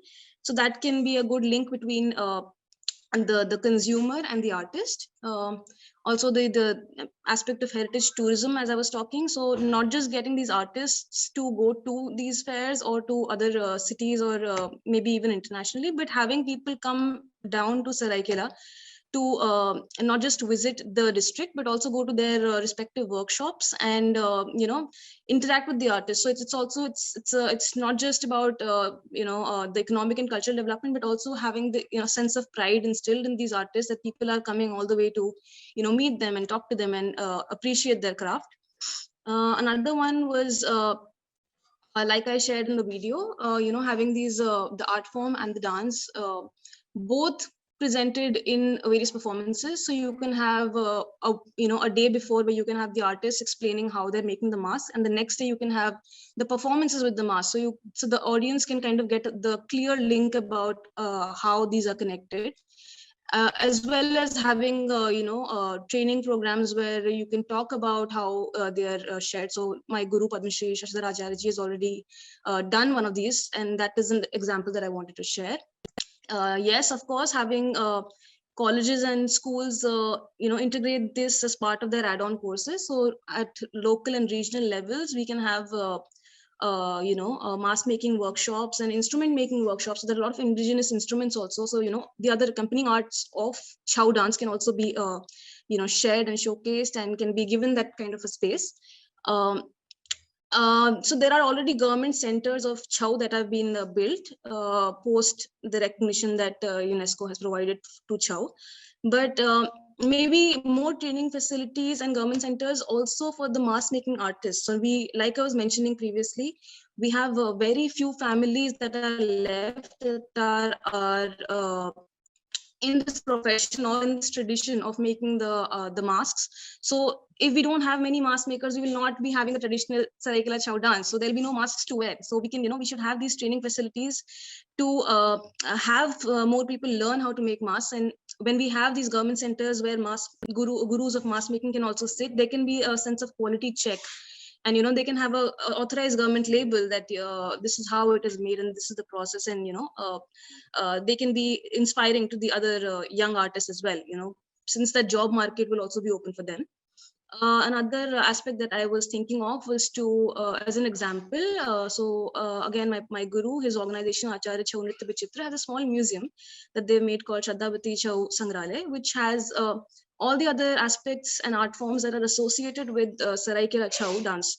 And they've showcased it in a small museum space where a lot of local visitors and students come to admire and to study these interlinked art forms. So maybe having more of these museum spaces incorporate say the mask traditions at local, regional, and various other levels. So we can have many other museums install these kind of associated art traditions. Yes, of course, having the young and old artists find a virtual space. So we discussed this throughout the sessions in our workshop, that how to use the digital platform at the maximum way. So we can have these young people who are, nowadays we have a lot of people sitting on the mobile, and we are very, very fluent with this technology. So we can have these people showcase their art forms. They can even have websites selling their mass models, or even mini models of musical instruments, to kind of connect with the global audience and find a space on the World Wide Web. And most importantly, I think at a national level, we can look at applying for a geographical index tag for the Saraikela Chow mask. So as I was mentioning, Chow has already been inscribed, and Purulia Chow has already received a GI tag in 1718. So maybe the Saraikela district and local communities, as well as the artists, can get together. I can obviously be a facilitator, and my guru can definitely be one of the facilitators, but maybe also looking at a bottoms-up approach where we can have more artists and local organizations file in for a GI tag for Saraikela Chow mask as well, which will essentially help them with some form of legal protection, and will help in other people not duplicating their art form, and giving them also a sense of pride that yes, Saraikela Chow district also has a GI tag. So yes, very quickly briefing, I'm very sorry for the delay and for the technical glitch, but these were some of the aspects that I think are very practical, and not just for the sake of this proposal and for my proposal, but say if this goes out in a public domain and there are people who would want to contribute, I think it will be very beneficial, because we essentially are talking about the sustainable development of that community, and with that community also the sustainable development of the pre-listed Chow dance, which I am practicing. So these things are interlinked, and I feel if with the growth of one, the other definitely grows. So yeah, that would be me very, very briefly. I'm very sorry again, and thank you so much.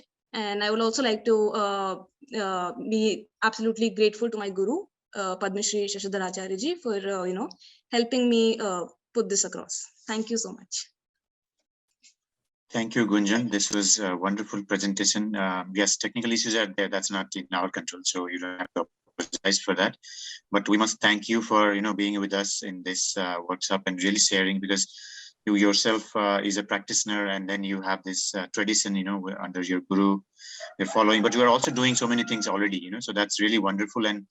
And so your projects, I don't have any questions, because you have very clear thoughts, and I'm glad to see that some of the inputs from the workshop have been useful, and you have articulated them. So I just wanted to compliment you on that. Are there any questions or suggestions to Gunjan? And perhaps one of your collaborators in future, we could also think, because we have a master's program that we're running, and I think sometimes it has happened for the last few years that every year we have a dancer in our program. So I think I'd like to be in touch with you to interact with. I would definitely love to collaborate. I thought it was very clear, very point, and then bringing all the lessons from the thing. Thank you so much. So- This has been great, and all of these presentations have helped in coming across and putting these kind of proposals. Thank you so much. Wonderful to hear. Okay, if there are no questions, thank you, Gunjan. So we move on to the next presentation from Philippines by Joanne, who is going to talk about Philippine games, identifying and inventorying Philippine games. Joanne, over to you. Right. Good morning, good afternoon, and good evening to everyone. I'll be sharing my screen already. So my topic, my project is about identifying and inventorying Philippine games, the development of Philippine games. Now, for those who are not from the Philippines, Philippine games basically are games that are associated with the Philippines. And when we talk about Philippine games, we commonly use the term laro, which is a Filipino generic term for all forms of recreational play. And you would see here, there are a lot of photos or illustrations here that represent some of the many Philippine games. And the project includes not only indigenous games or games associated with indigenous peoples, but also those that are more of the dominant group. I'll be showing a short clip later about Pico, and this is one of the many variations of a Pico playing area. I took this photo back in 2010 when I did an immersion in Botolan, Zambales, one of the northern regions of the Philippines, middle northern part of the Philippines.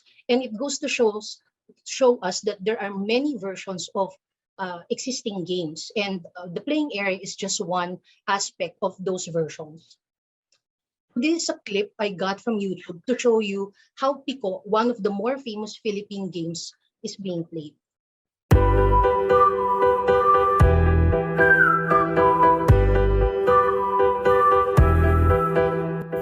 Pico is an indigenous game that can be played by single or a group.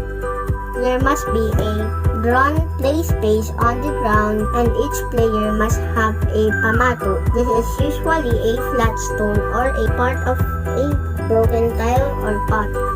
To start the game, the players will take turns in tossing their pamato while aiming at the dividing line box number 5.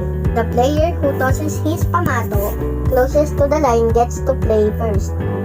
The main rule is neither the player nor the pamato must touch the lines or go in the wrong box, otherwise he will lose his turn.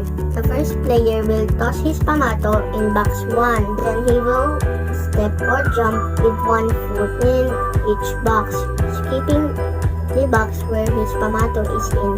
Only hops and skips are allowed till he reaches the returning point in number 8.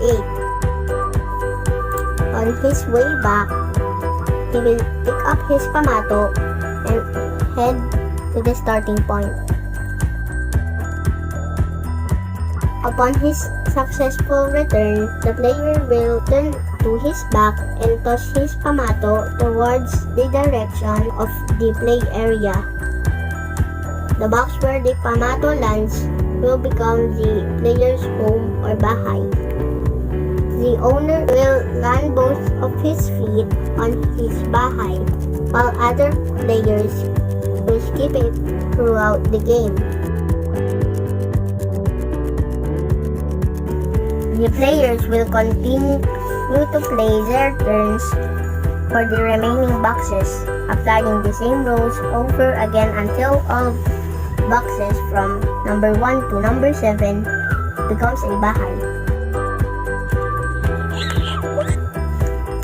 The player with the greatest number of bahay wins.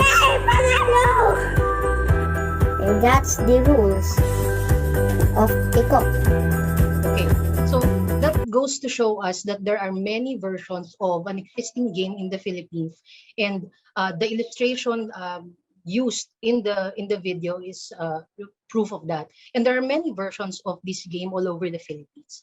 So just to give a background of the project, the Department of Education, or DepEd, is the Philippine government's central education agency for basic education. And DepEd formed a technical working group, or TWG, which is tasked to come up with the Philippine Traditional Games Handbook. The formation of the TWG was done early this year, and it became a solid group in September, even weeks before we started the workshop. And this handbook aims to highlight different Philippine games all over the country. This handbook is aimed to promote the culture and traditions that will be beneficial to education of the teachers and children, to develop a list of traditional Philippine games, and to develop a set of rules for games to be played in a safe, enjoyable manner, and to conduct a research to determine the effects of the Philippine games on children. Also, to give a background of myself, I am a PE teacher by profession, and I was asked to become a member of the TWG as a writer. And my experience in teaching Philippine games and also in researching Philippine games was basically the one of the goals of this project, because upon consultation with ICH, I have observed many things regarding how DepEd looks into this handbook. And the significance of the element is games in the Philippines are highly regarded as cultural heritage. And many Filipinos, including DepEd, believe that because of the times, Philippine games are slowly being forgotten while others are dying. And hence, there's a need to revive and further promote Philippine games. Gadgets, online games, and many more are seen by many Filipinos as culprits. DepEd, with its forming of the TWG in Philippine Games, aims to go beyond the instructional manual approach, more or less how to teach Philippine games to children, and to come up with a handbook as a main reference. And one part of going beyond that is looking into the fitness benefits of the games, and this will be part of the actual handbook. And with Punuk, a tugging ritual and game in Honduan, Ifugao, being inscribed in UNESCO ICH in 2015, the view on Philippine games as cultural treasures that should be preserved, documented, inventoried, and analyzed have grown stronger. And this underscores the significance of games in a specific community. Efforts in preserving, documenting, inventorying, and analyzing them add to the literature that can raise awareness on ICH and their importance in the individual and collective identities. I've included here a few clips of actual punuk.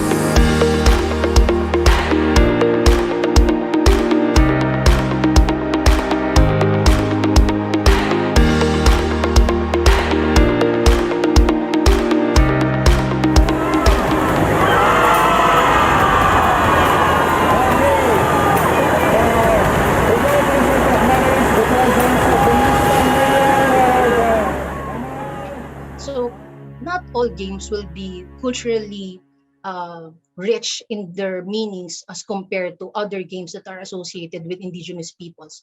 But the goal again of the handbook is not only to focus on Indigenous games, but also on contemporary ones. So the objective of the project is actually echoing DepEd's objective. And I'm showing you the development process of the Philippine Traditional Games Handbook so that you will understand where I'm coming from, because the observations that I have are now hoping to help improve the final output of this handbook. So the early phase of this handbook, the development of the handbook, is composed of the following, wherein the TWG have identified clusters These are 3 geographical regions in the Philippines, Luzon, Visayas, and Mindanao. And there are researchers that are tasked to gather games from these geographical regions. And a major part of phase 1 was the orientation of the TWG. And this is where I'm coming from with my observations, because we are already in this part, phase 2, with the drafting of the manuscript. And soon it will become phase 3, wherein me as a writer will now submit the manuscript that we have made with the other researchers. Then eventually we will go to phase 4 and phase 5, wherein the printing and delivery of the handbook will be done and distributed all over the Philippines. So based on my observations, I have different recommendations as well. And the researcher, me, have observed that the methodologies used by DepEd could be improved, and the conceptions of Philippine games could be more informed. And unfortunately, DepEd representatives and majority of the members of the TWG do not have background knowledge on research methods, and so much more on researching children's games and ICH for that matter. And this is an actual take of mine. Although noble in their efforts, DepEd should have a firm foothold on research methods, children's games, and ICH, so that the handbook on Philippine games will not be made haphazardly. And because of the observations that I made during that orientation, I have basically clarified several things during that orientation, and I was asked to conduct a crash course on research methods suited for the project. And this was held in September of this year, wherein I'm orienting different people. These are professionals already regarding research methods. And some of the guidelines that I've used and showed them would be documents from NCCA, or the National Commission on Culture and the Arts, and also the document from UNESCO, this one, ICH, and also existing documents on Philippine games, such as these 2 references. And along with other research methodologies that I have presented to the group. And the data gathering and analysis are highly dependent on the timeline of publication of DepEd. And that's why it's very crucial, because we are time pressured. And because of the restrictions of set here in the Philippines, face-to-face interviewing was not permitted, although we already had consent via consent forms from the interviewees rather. And data analysis included descriptions and analysis of games and analysis of documents, both for triangulation and game annotations.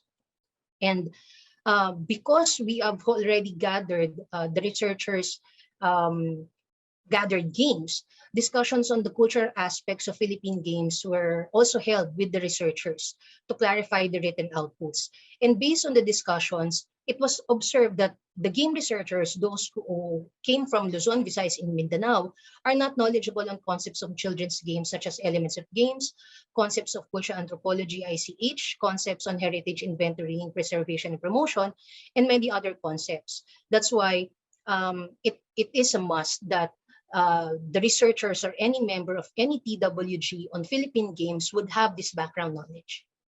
And we created the Google Drive for our files, and as you can see, each cluster has its own set of folders, and there have been numerous games gathered from the different geographical areas.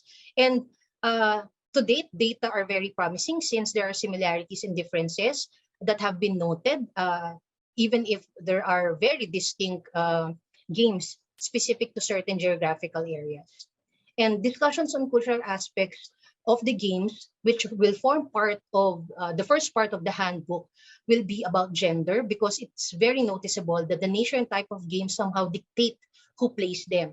And my kababayan here, a lot of Filipinos in this workshop would understand that here in the Philippines, there are probably a lot of games that are associated to boys playing them or to girls playing them, and vernacular terminologies, pambabae for girls or panglalaki for boys, would be referred to when it comes to specific games. And it's probably because of the nature of the game itself.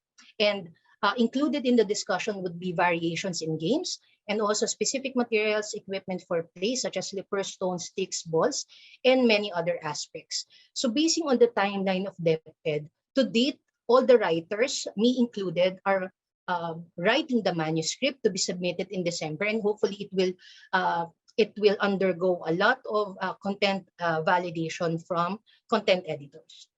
And moving forward, it's highly recommended that DepEd and anybody chosen to be included in any TWG that has to do with Philippine Games learn and continuously widen their engagements in research endeavors such as this. Hence, embarking on such endeavors, basic research knowledge is a must. And it was noticed that most game researchers only interviewed 25 years and older, and not much younger generation were interviewed. And this is quite telling, because why are there only a few younger ones who were asked? Could it be because a lot of kids are not playing these games anymore, or it's because of many other reasons? So this is further needing research. And for sustainability, it is recommended that DepEd and TWG enlist the help of IPs or ICCs, Indigenous cultural communities, and also members of non-IPs or non-ICCs in inventorying games. And the approach of living heritage as a move is seen as one of the best ways to make this endeavor sustainable. And because most Philippine games are not documented and inventoried, it is recommended that collaboration between DepEd and other government agencies like NCCA and also Philippine Sports Commission, specifically its Indigenous Peoples Games segment, be done. And hopefully it's DepEd who will initiate the collaboration. And also for IPs and ICCs, the preservation and promotion of games and its mechanics and rules should be the call of the ICCs or the IPs, especially because when a set of games are associated with IPs, of course, there are a lot of cultural meanings behind the games, and it's a must that we get consent from the IPs, if ever. Thank you very much. I hope that our workshop has been very helpful to everyone. Thank you. I'll stop sharing already. We thank you for this very interesting presentation, and we would like to ask the participants for some comments, remarks, etc. I also have a couple of comments, but let us proceed with other comments. So are the publications used, or are they do they remain in bookshelves?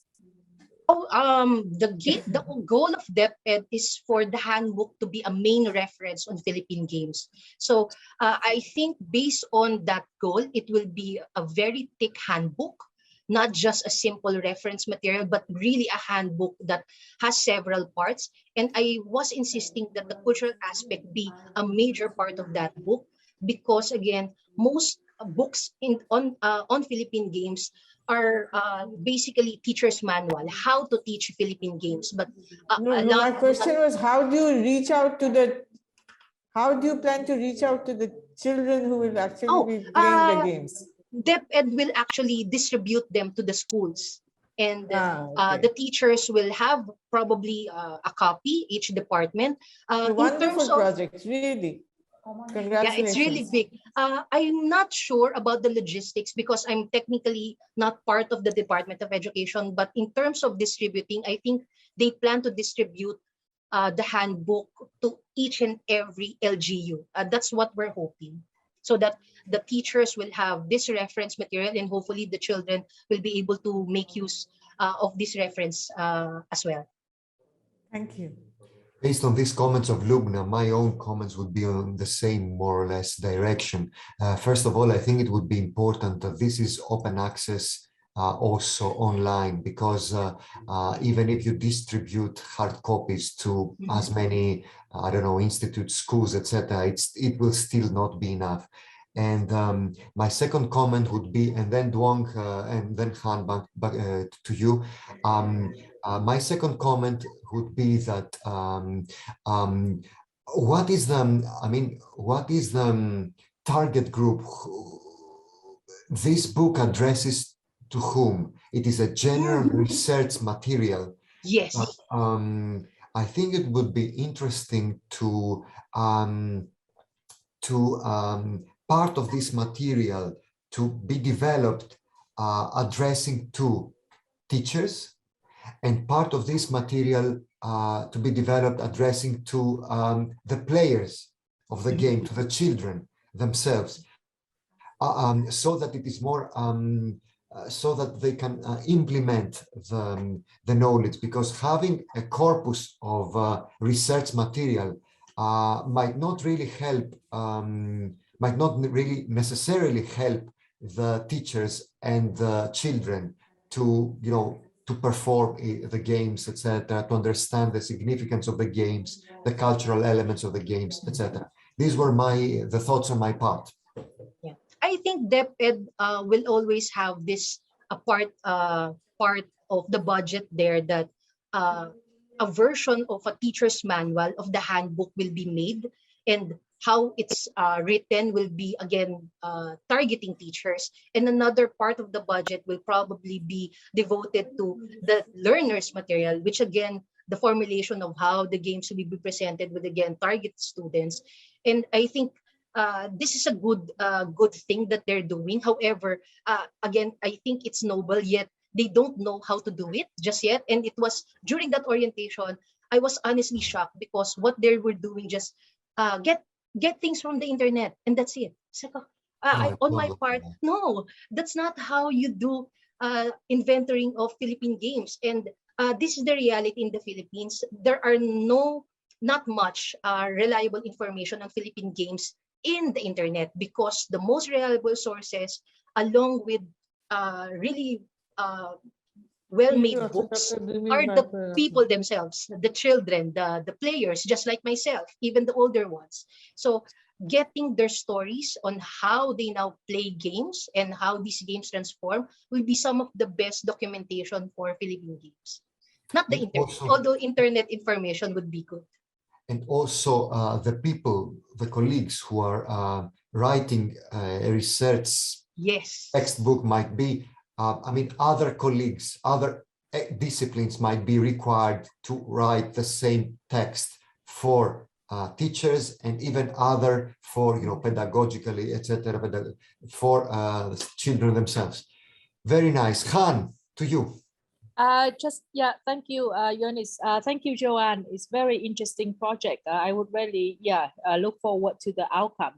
Just maybe a quick comment related to what Yonis and Lubna were saying, and especially would we want to target the players, the students and things. And so, and since you are going through this massive documentation process anyway, I think to put together these visual materials on how to play the game would actually be very useful for the kids, for the children. They are not going to look at the written documents. That's going to be too complex. So if they look at the little video, like you show in the beginning, on how to play this game, and you could have like a little bit of explanation, the significance and the meanings and all that. I think that would be very attractive to the kids, and that would really be increasing their interest in playing the game. But congratulations. Thank you very much. So that's why videos like the one I've shown are very helpful. Yet I think DepEd has not produced any videos like that, but in open source sources like YouTube, there are so many documentations on Philippine games, because a lot of children upload their videos while they're playing, and a lot of students are actually required to do so. So it's not limited, the videos are not limited. It's just that I think DepEd has not produced any material that is very like that for such a project like this, and I will suggest it to them.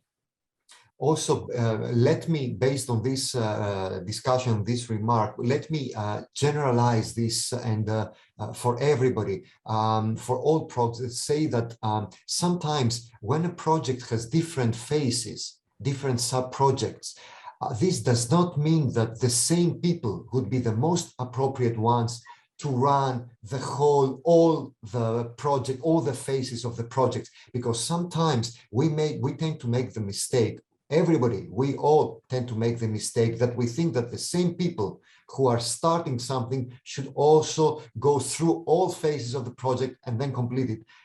no, this is not the best way to proceed. According to different phases of the project, like the ones that we are discussing right now, different people might have to get in the process. Any other comment on this presentation so that we proceed? If there is no other, yes, Helga. Yes. Hi. Okay. And first of all, I would just like to compliment you on addressing the gender aspect in this, which is of course very important, and especially when it's about kids.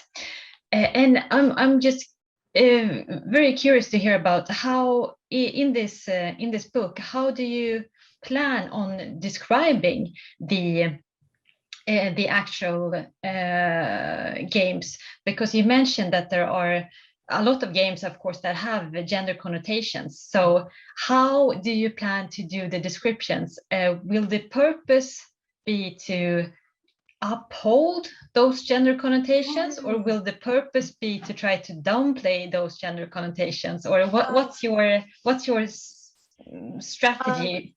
On how what's your agenda? Thank you for that. On how we see who deal with this gender issue, because it's a difficult issue. It requires a lot of sensitive as well as demanding, scientifically demanding. I mean, would there be a specialist on that, or anybody would also unfortunately deal with this? Just to answer first the specialist concern, unfortunately, I also mentioned to DepEd that there should be a lot of specialists that should be part of the TWG. We don't have any sociologists, we don't have any linguists for that matter, and I'm the only anthropologist in the group, and that's why I was putting them into this framing of anthropology for that matter. Now, for the gender aspect, based on the interviews with the game researchers, they were saying that it was the same when they were growing up, asking people, the young ones as well. And I think the discussions there would be, how come the gender association with games are still existing? And when they ask the kids are saying na, ganun na yun eh. In English, it has been like that. So even the kids would know that this game is more or less associated with girls playing them. And this set of games will be with the boys playing them. So it's not basically the adults imposing the gender associations, but the kids themselves. So in a way, they moderate their playing because of, you're a girl, so you shouldn't be playing this game. You should be playing these games. And this was very obvious when we were asking researchers from Cebu, the Visayas region, one of the set of regions in the Philippines. And it was not so obvious in the other regions. So there could be special attention given to why such games are have these gender connotations, whereas others don't. And again, my kababayan here would understand, because there will probably be games that are more associated with girls. For example, 10-20 or Chinese garter, because of the nature of the game, wherein they are showing flexibility or gymnastic moves. And really subtle games or stationary games, just like jackstones or sungka, are usually associated with girls because they're not very physical. More games that are very physical in nature could be coined like as the one we saw in the panglalaki. second video. Yeah, they're more associated. Panglalaki, for boys only. So that's why a lot of girls who play panglalaki games can be coined as tomboy or lesbian or tomboyish for that matter. But again, these are kids who are putting labels more or less them, not purely the adults. So I think it has been culturally reproduced for that matter. It's been ongoing, passed on with that belief. So my apologies, I mentioned cultural reproduction already. So there. So again, the attack on gender discussions will probably like that. So giving the actual sense of how the kids mentioned that in the interviews, and also the explanation, going further, going beyond the explanations of the kids. Jalogo, would you like to add to this discussion? Congratulations for your presentation here in the ICH. I would like to coordinate with you because I am one of the proponents of ARNIS in the Philippines, as you have noticed, no? So, ang galing ng ginawa niyo. You have great, no? Ang galing ng work na ginawa niyo. So, same pa rin po ba yung number natin? 0915-550-5622? Yes, sir. Yes, sir. Okay. So, I'll coordinate with you po kasi I have this study, meta-analysis on the different differences and similarities of techniques of Arnis Kali Eskrima existing in the Philippines right now. So I would like to coordinate with you. Very much welcome, sir, with the collaboration. Thank you very much, Professor Gresha. Welcome po. Great. More networking going on. That's good. So, Barbie, back to you. Thank you very much for the presentation and also for the very interesting discussion as well. Barbie, back to you. Thank you. Okay. So moving on, next we have Lubna from Bangladesh, who's going to talk about the Tilakpur multi-year cross-sectoral collaborative heritage project. I just want to confess right at the beginning that it is an ambitious project, but we are confident that we could do it because we are working with a wonderful community with whom we have been associated for the last 8 years. And they are very much aware of ICH and ICH safeguarding processes. And we are also part of a consortium where we have a lot of assistance and support. So let's see if we can do it. Bharvi, could you please play the video? Yes, sure, I'll do that.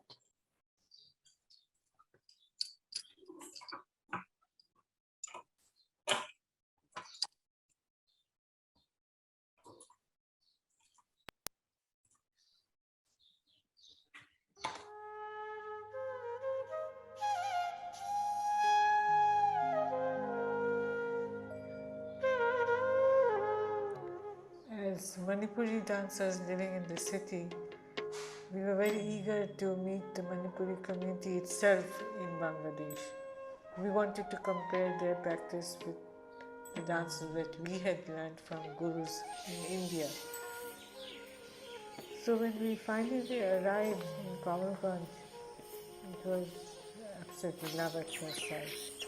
Beautiful village, wonderful community. But what was very disappointing was the state of the practice of dance, the disarray in which it was. In all probability because of the distancing from the mainland, distancing from Manipur itself. So we started dance classes.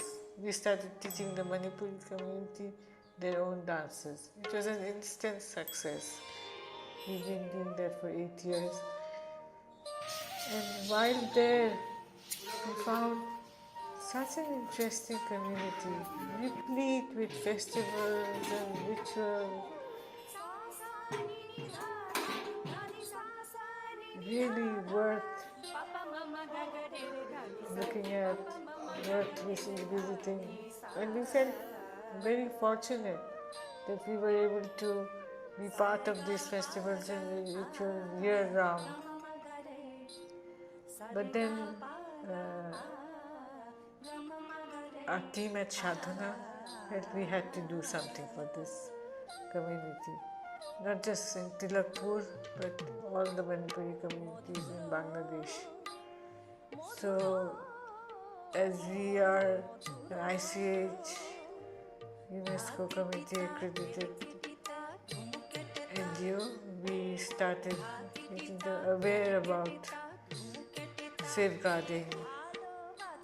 We conducted classes on inventory. In fact, we have already inventorized their practices on our digital ICHpedia.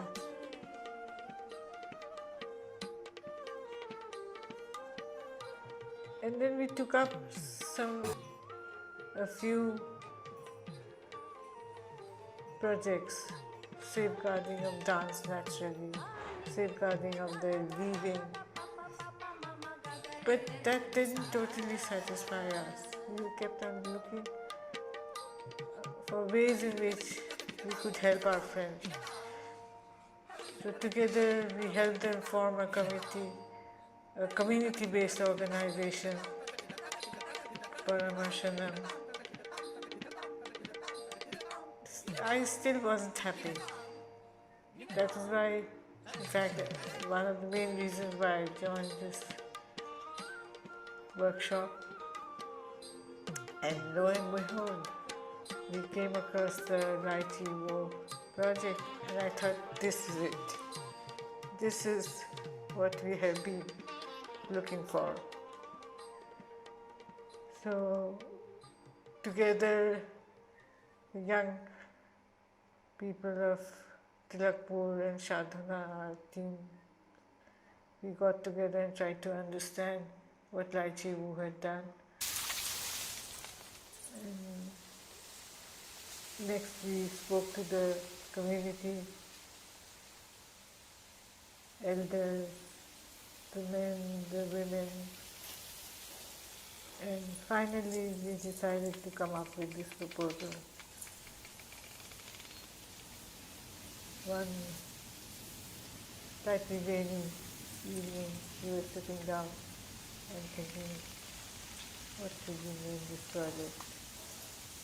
It was raining, and I was looking at the beautiful bamboo trees, and I thought, let's call it the Tilakpur Heritage Project.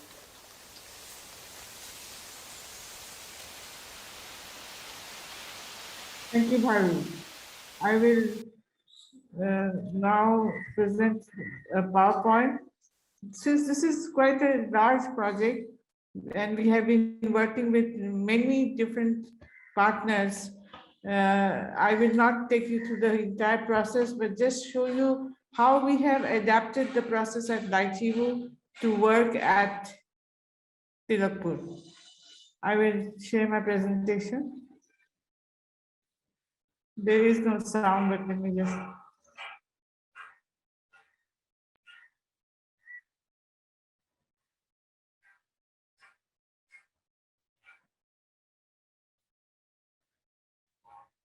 My concern is that there is such a lot of information.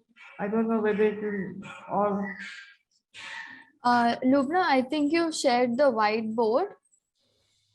No, I haven't. We can screen. Have you? Is your screen on the presentation? Because we can see a white screen here. Okay, let me just. Should I go out again and come back in? Yeah, you can do that, or I can share your presentation. I have it ready with me. No, I have made a slightly different presentation. Okay. So let me try once more. I'm sorry for this.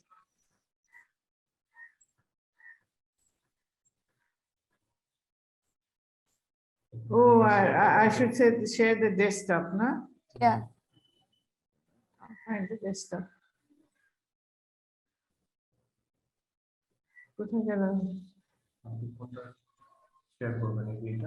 Desktop. If I say PowerPoint, can you see my PowerPoint now? Yes. Okay. You can see your poster, yeah. So unfortunately, there is such a lot of work that needs to be done, work that we have already done. My one concern is that there's so much information on this PowerPoint. So I tried to make smaller slides.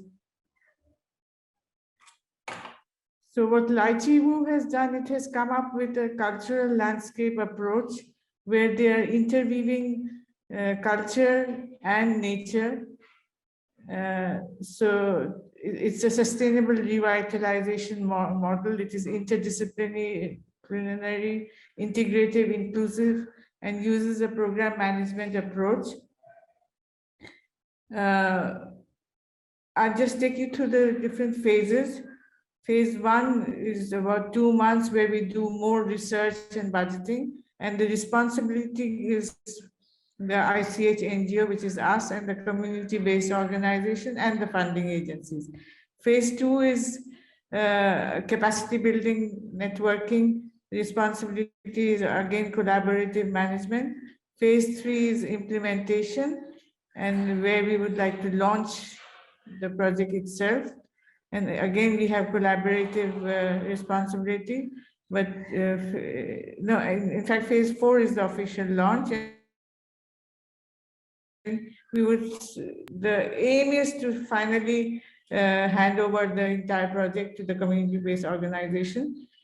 So from ICHCAP, we have also learned that new issues which need to be addressed, like the health issues for the pandemic. And in Bangladesh, we have a particularly conflicting issue with the minorities.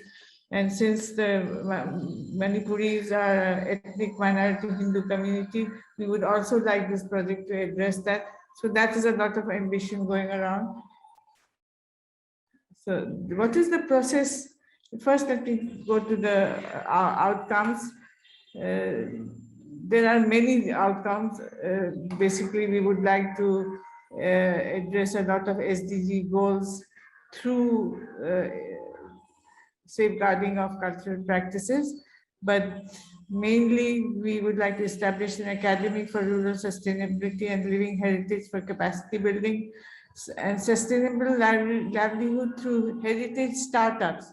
Here again, though it is ambitious, we are already in touch with Startup Bangladesh, and they are very interested in this. And we would also like to use the HIPAM's which this workshop introduced to us, and also focus on agroforestry, usage of land, water bodies, implementation of new technologies. Let me confess that this is not our forte, but we are taking partners who are working with community-based agroforestry projects.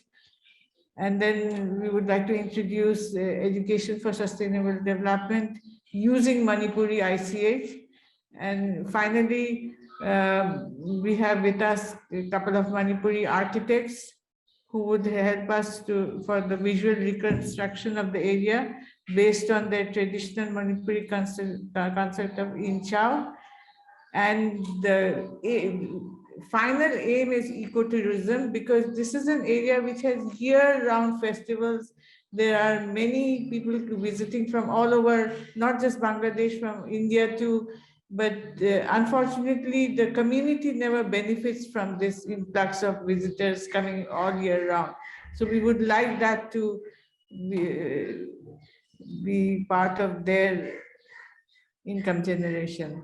And the last bit, the community itself asked me to ensure that there was regular reviewing and monitoring, so that it's not a one-off thing. We start a project and then it ends totally. And again, I would like to emphasize the weaving of natural and cultural resources.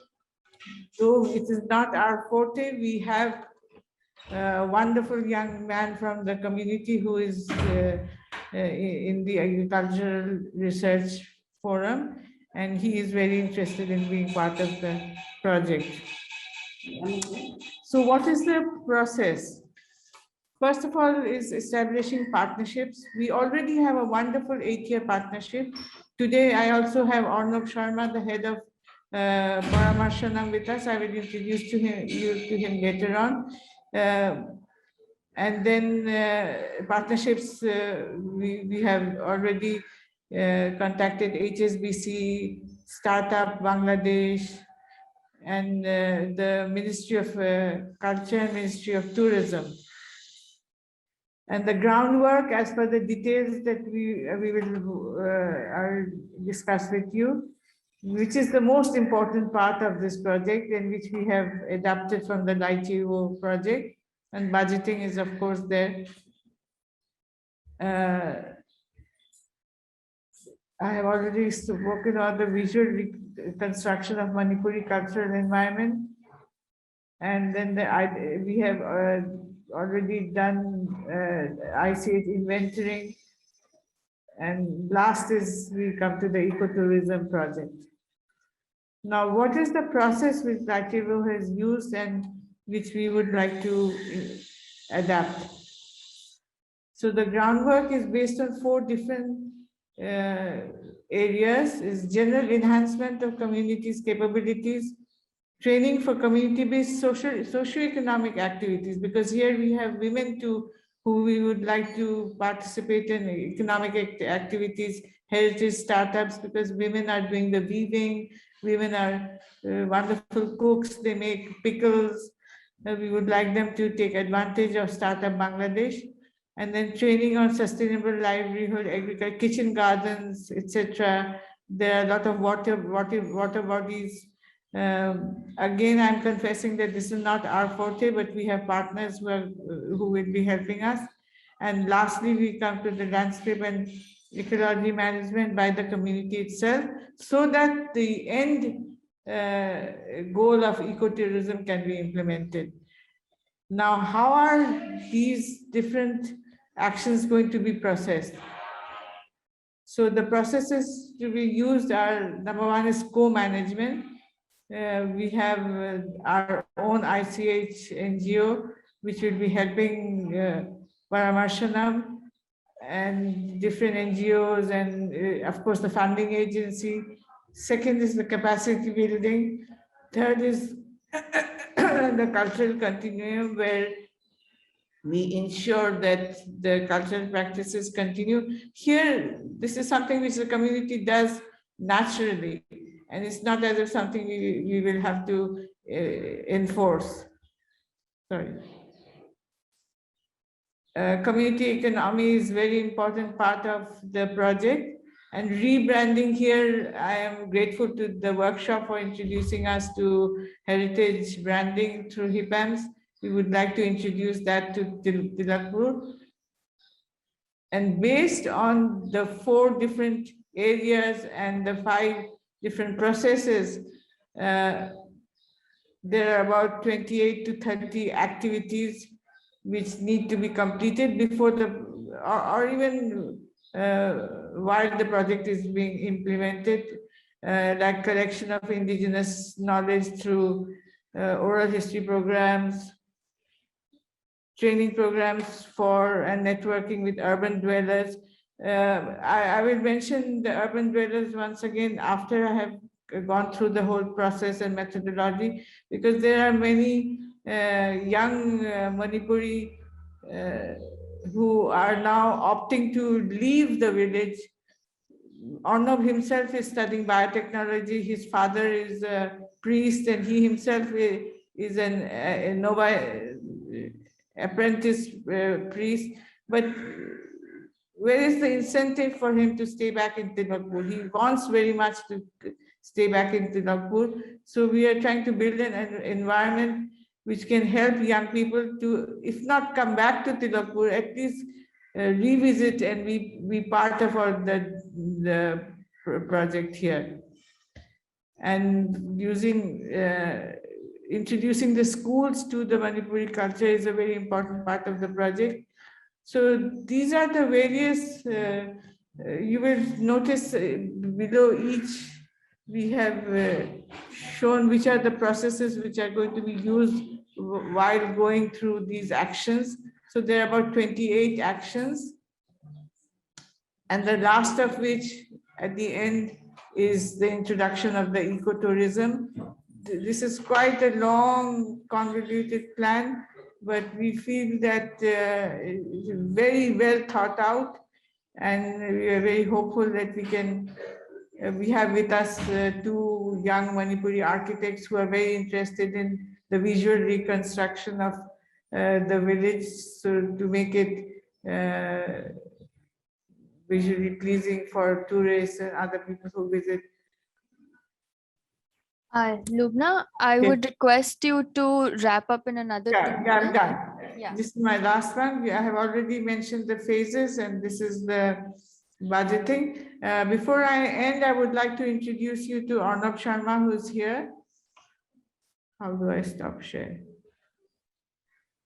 Arnab, if you would just introduce yourself. He heads Paramarshanam, and his father is the head priest who has given us land to establish the academy. Arnab, if you are here, can you just say hello?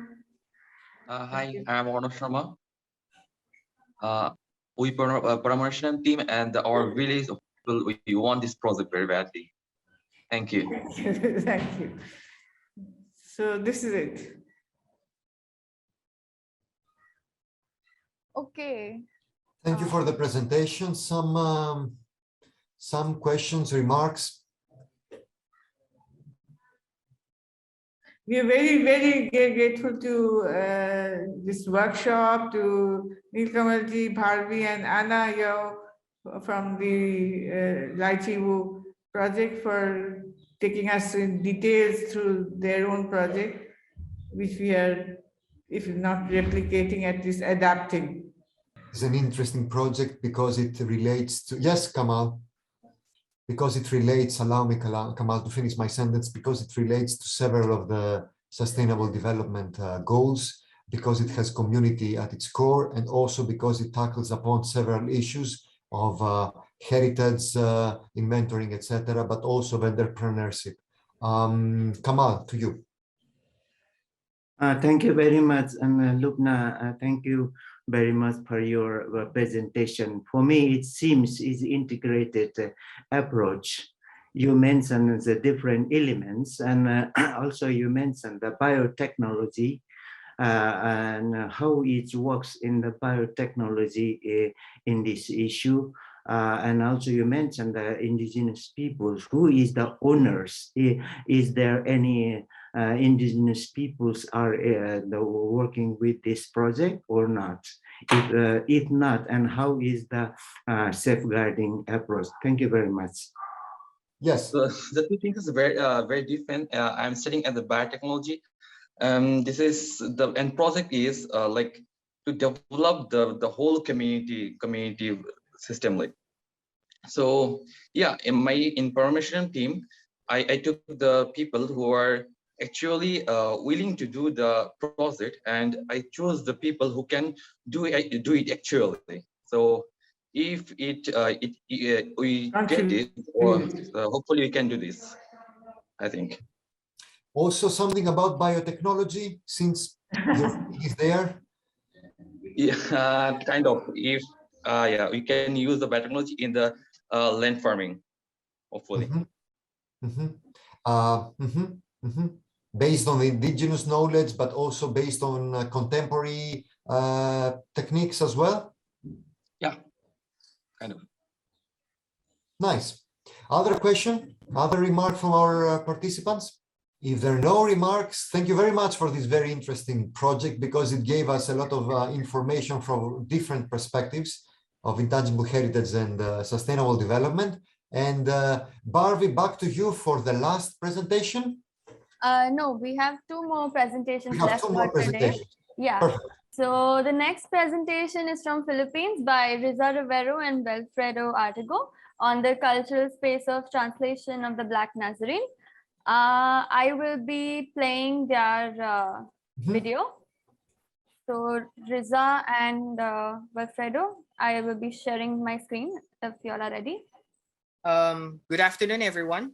I am J. Artigo, and this is my colleague, Miss Isay Rivero. We're from the Philippines, and we're going to present the cultural space of the translation of the Black Nazarene of Quiapo, its symbols, ceremony, processes, rituals, and related practices for maintaining the intangible connection between man and God. Before we start, we'd like to show you so that you'll have a brief knowledge of what we're going to talk about. So we're going to share the video presentation now.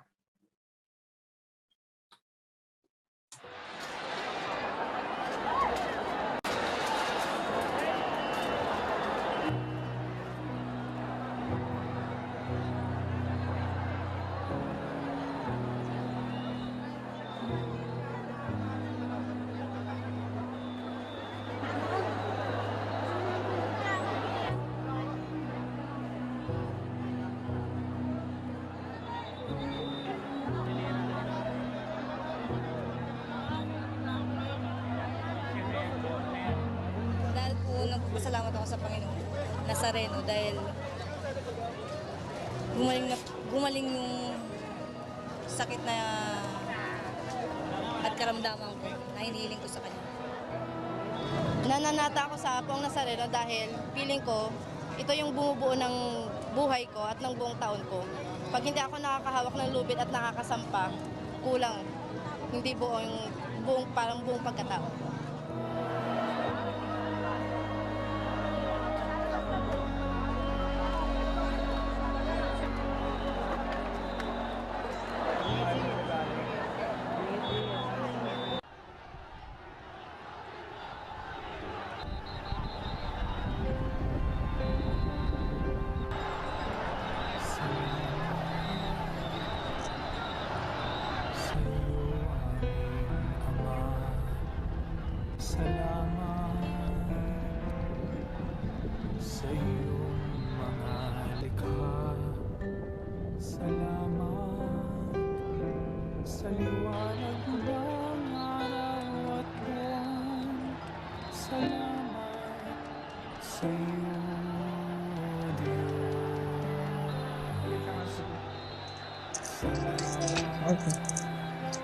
Akan disuntuk lagi kan? Apa itu?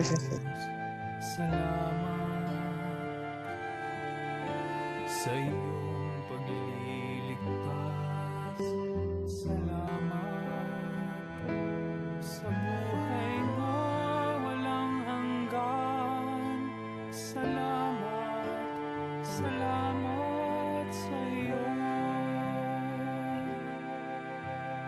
Walang hanggang pasasalamat ang sa iyo.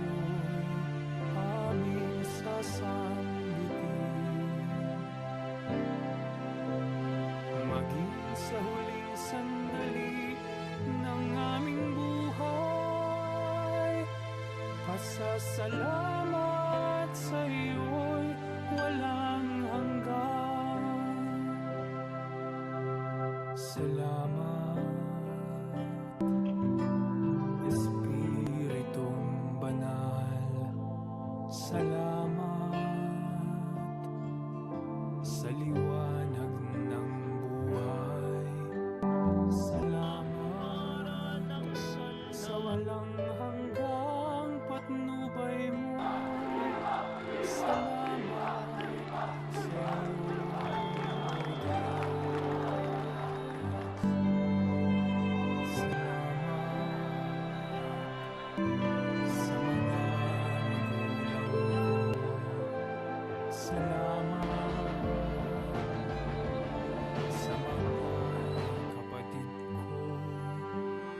salamat sa lahat ng kaibigan ko. Salamat, salamat sa iyo. Walang hanggang pasasalamat ang sa iyo'y aming sasambitin.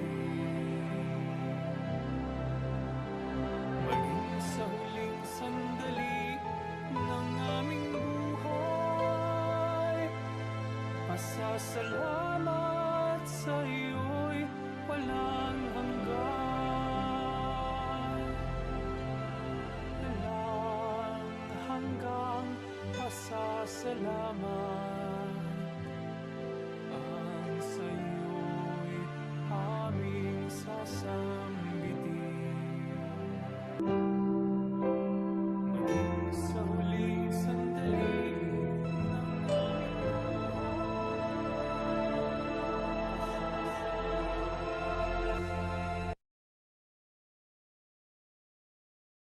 So that was the tradition of the translation of the Black Nazarene of Quiapo. And we're going to move forward now to the discussion. So Ms. Isay will discuss a brief background about the translation. Okay, good afternoon, everyone. So we will jump off with the timeline of the translation. And we can see here that the devotion to the Black Nazarene has been in the Philippines for over 400 years.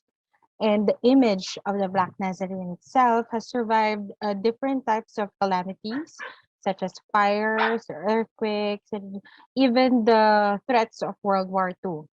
Therefore, because of this, it has become one of the most iconic Catholic images in the country.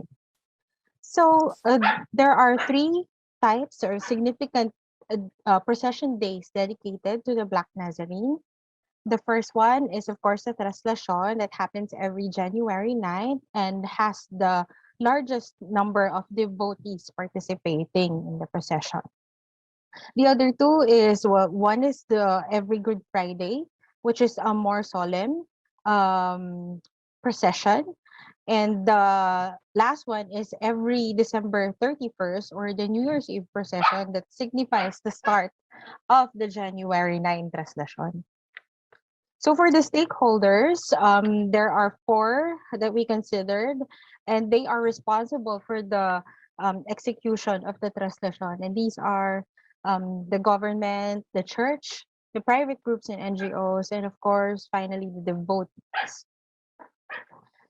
So for the significance of the element, so the Traslacion embodies the overwhelming fervent faith and passion of the Filipino devotees in the belief of the Poong Jesus Nazareno of the Minor Basilica of the Black Nazarene.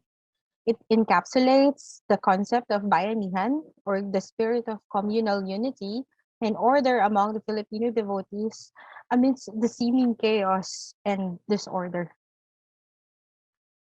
So these are the related practices and ceremonies, rituals that leads to the Traslacion procession. So these are mostly liturgical and religious activities, culminating with the last day of the vigil, the eve of the Traslacion, and a highly anticipated mass that is participated by the devotees, in which the Lord's Prayer is sung, and the image is slowly transferred to the andas, also called the salida, which signifies the start of the procession of the Traslacion.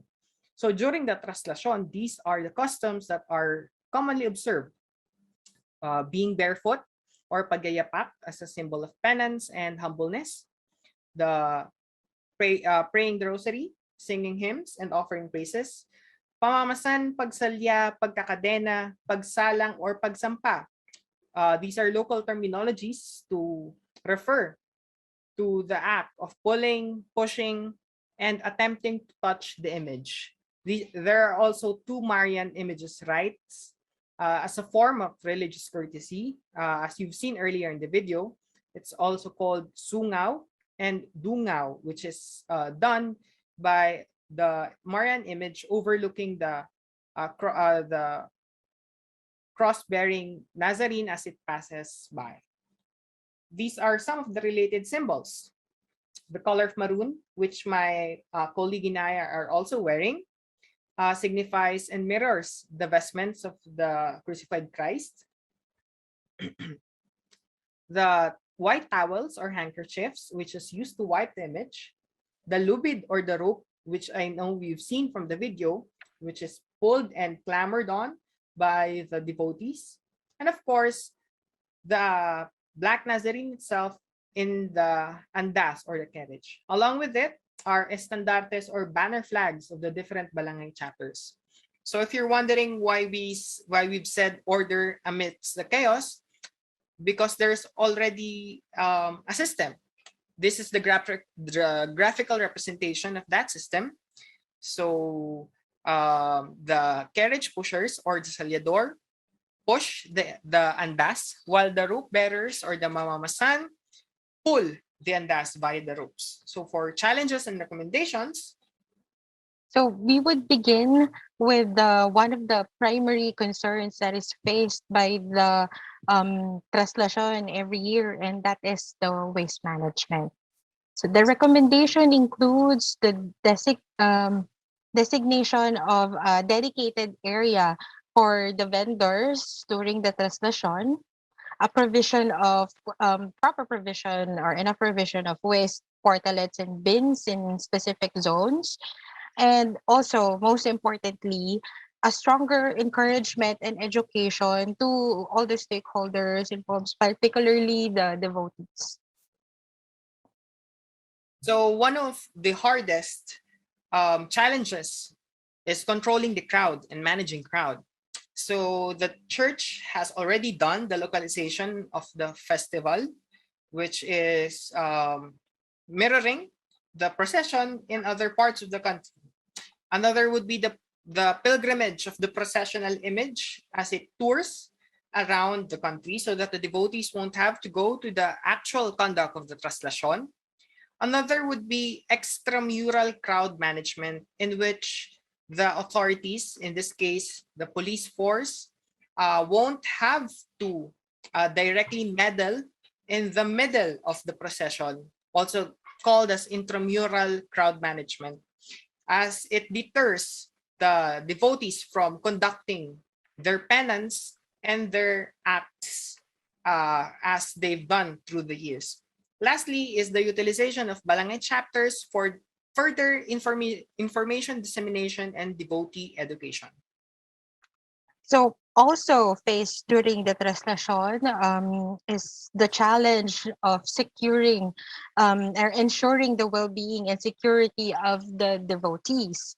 And the recommendations would include, of course, the strengthened presence of the law enforcement groups, such as the police force, additional medical or putting up of additional medical outposts, a heightened security measures such as not bringing of bags during the procession, a liquor ban, and volunteer force engagements.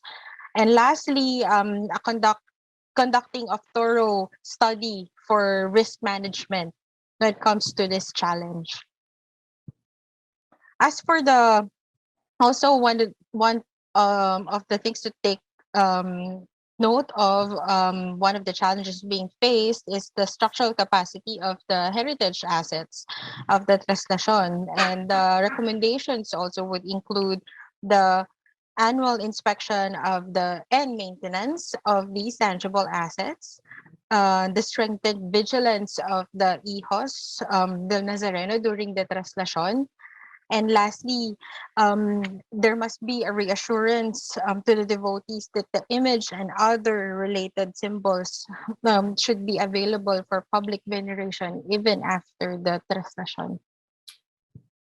Next would be the infrastructural management of the processional route. As we deal with millions of people, the physical or the infrastructural capacity of the route must also be ensured, and some of our recommendations would be the employment of detailed engineering studies to achieve long-term solutions for the physical capacities of the infrastructures. And of course, a stronger and more durable public infrastructure accompanied by the establishment of a permanent route that will duly accommodate the stress and pressure of the procession, and also while employing national quality infrastructure standards. And last but not the least will be transportation management in the site of the procession and outside of the site of the procession. And our recommendations would be the creation of buffer zones, creation of drop-off and pick-up zones for the devotees, and of course, stricter road decongestion protocols along the route that the traslasyon will ply. So thank you very much. I know our report has been very brief, but it's a truncated version, and you will read more in our paper. So thank you very much, and we're now open for the questions. These are the references of our images and the sources. Thank you very much. Thank you very much for the presentation. Comments, remarks?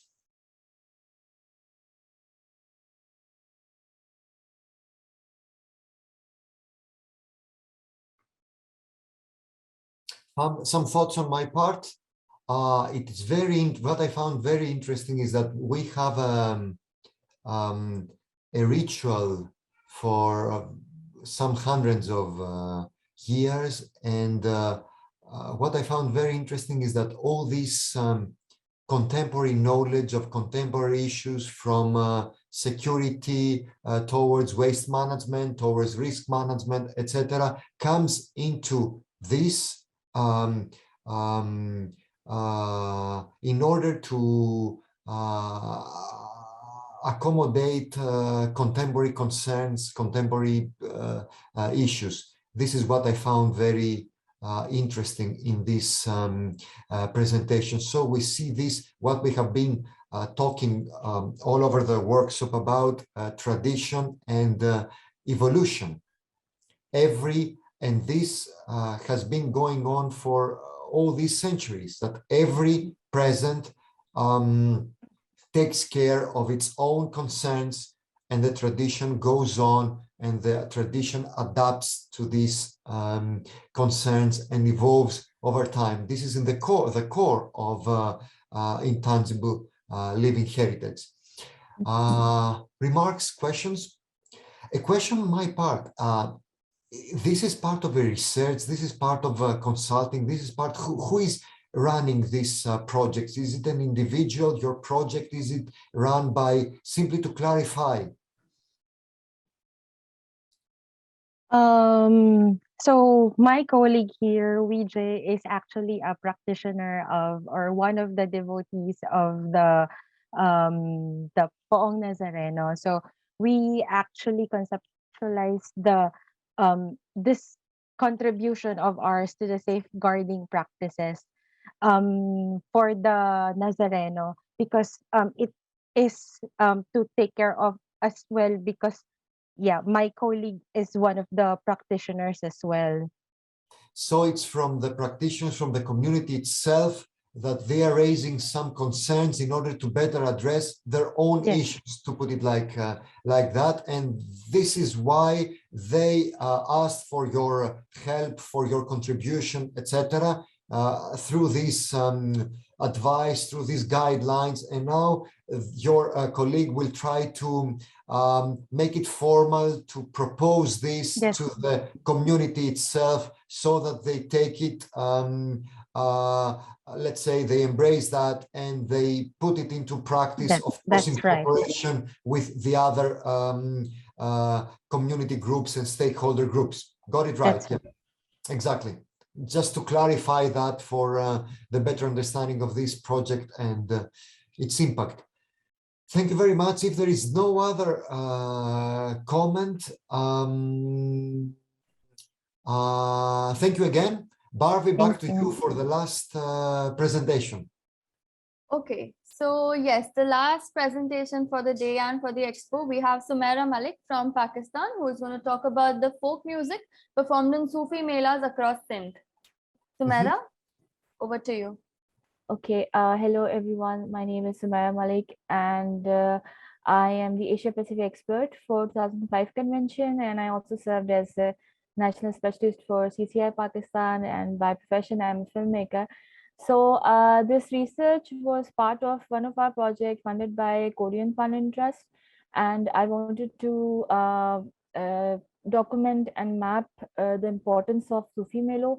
The concept of Melo is like a gathering, traditional gathering in Sindh, the province of Sindh, and the concept is to gather people from diverse background under one roof. That's basically a shrine of a Sufi saint, and to perform their poetry on music. And just also that they served as a creative spaces for these kind of folk music for Sindh, and for the last 200 or 300 years.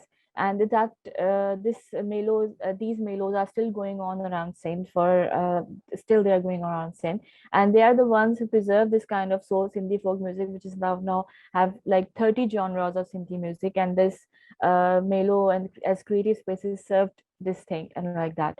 And they also initiated the form of Qawwali, which is made famous by Nusrat Fateh Ali Khan around the world. So now I would like to play a video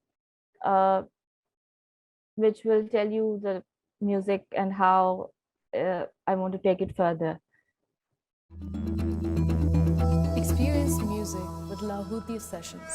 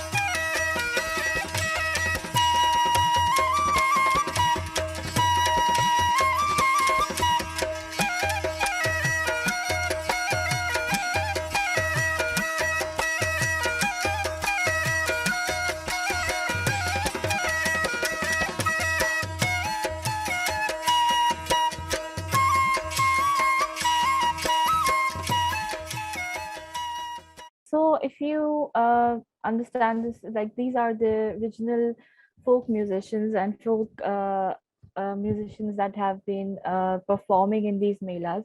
But because unfortunately their scope was just in the rural areas of Sindh, so they were not able to get the mainstream attention that should have gotten. As a result, what happened that it affected them economically, and most of them have left the singing and the musician.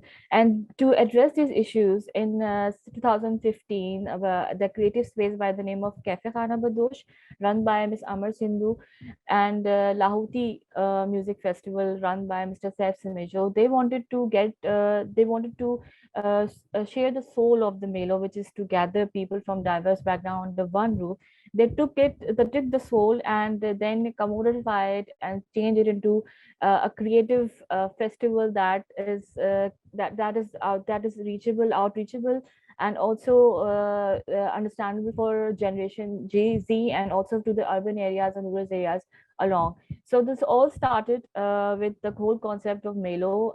Even though both of them are different in terms of content production, Ayaz Melo is mostly towards writers and artists, because the patron herself is a writer, and Lahuti Melo is totally towards music production and concerts and live music, because Saif Samejo, the patron, is a musician himself.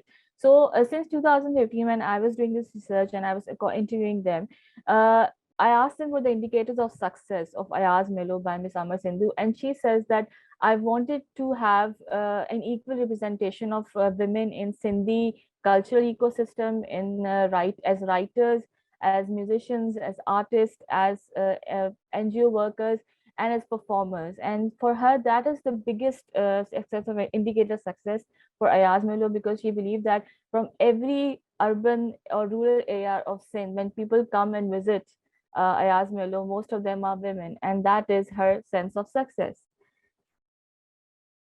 In terms of Lahuti Melo, we started with Lahuti live sessions on YouTube and from Saif Samejo's home. And this blew up into a complete festival by Lahuti Music Festival, which is now funded mostly since the last 2 years. It is completely funded by the Ministry of Culture, Sindh.